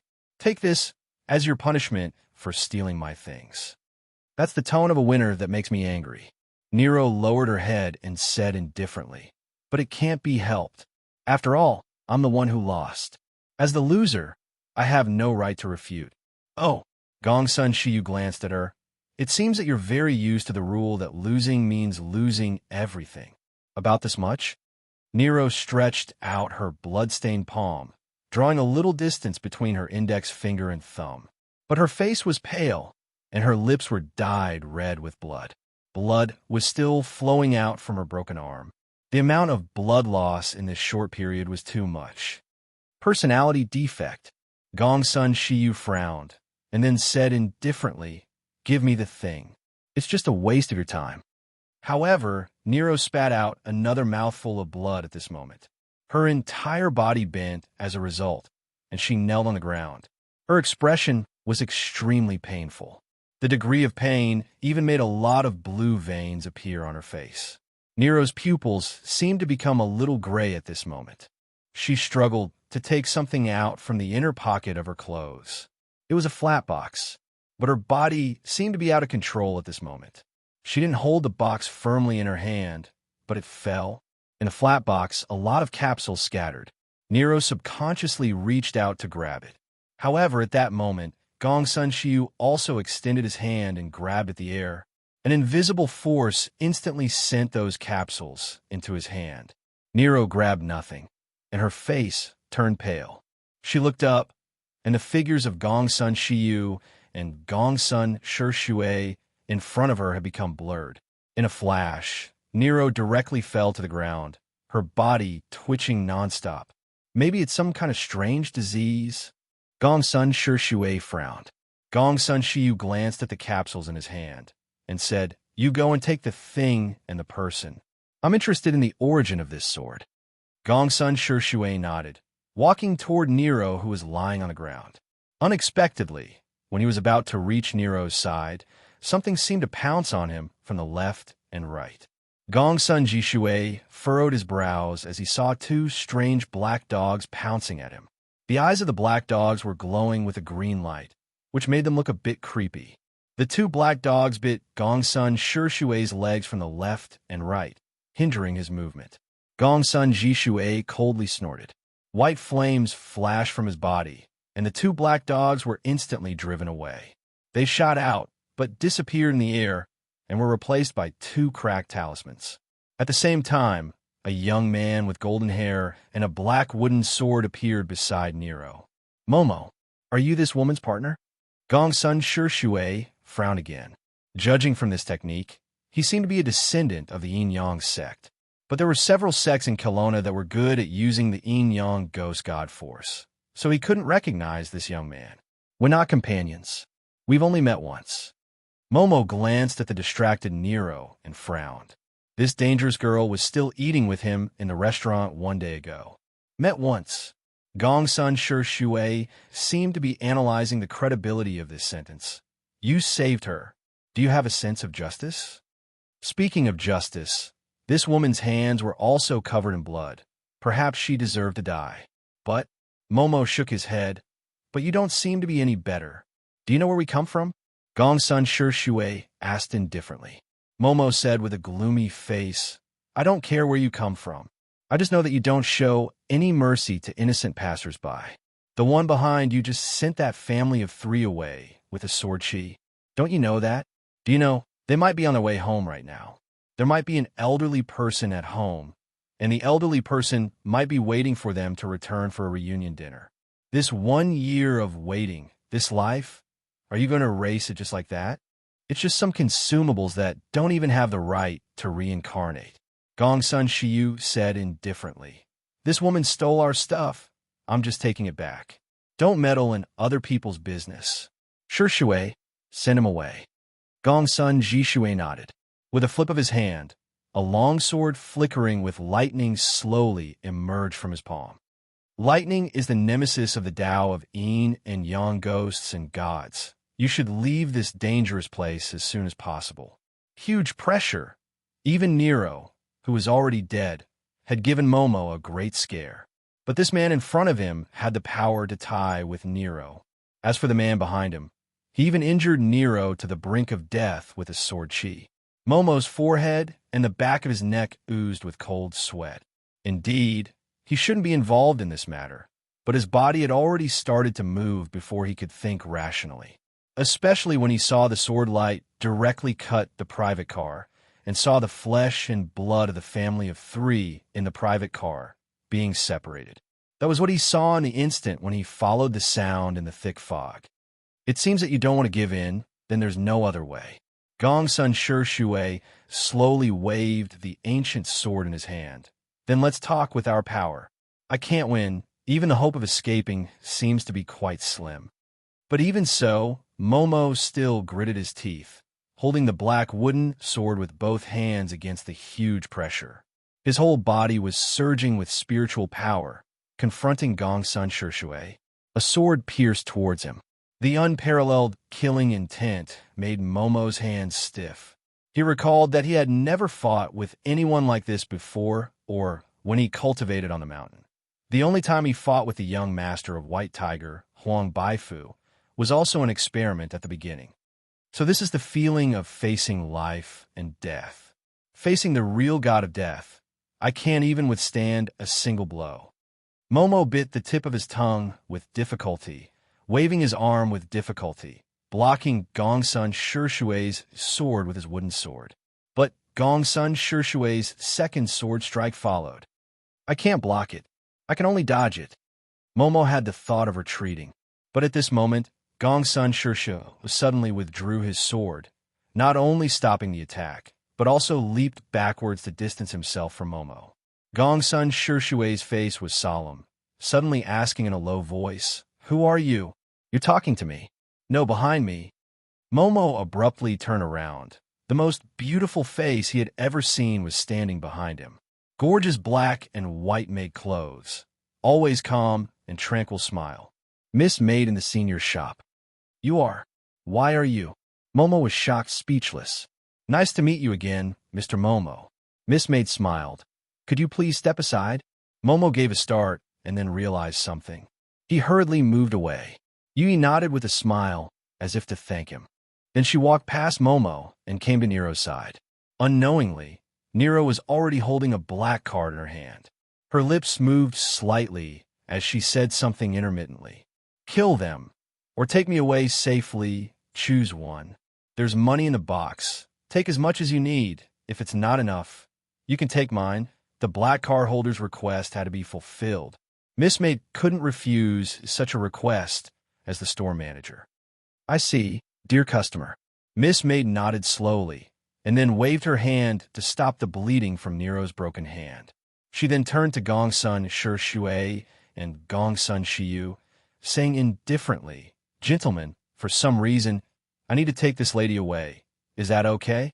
If you can solve this peacefully, I'll be very grateful.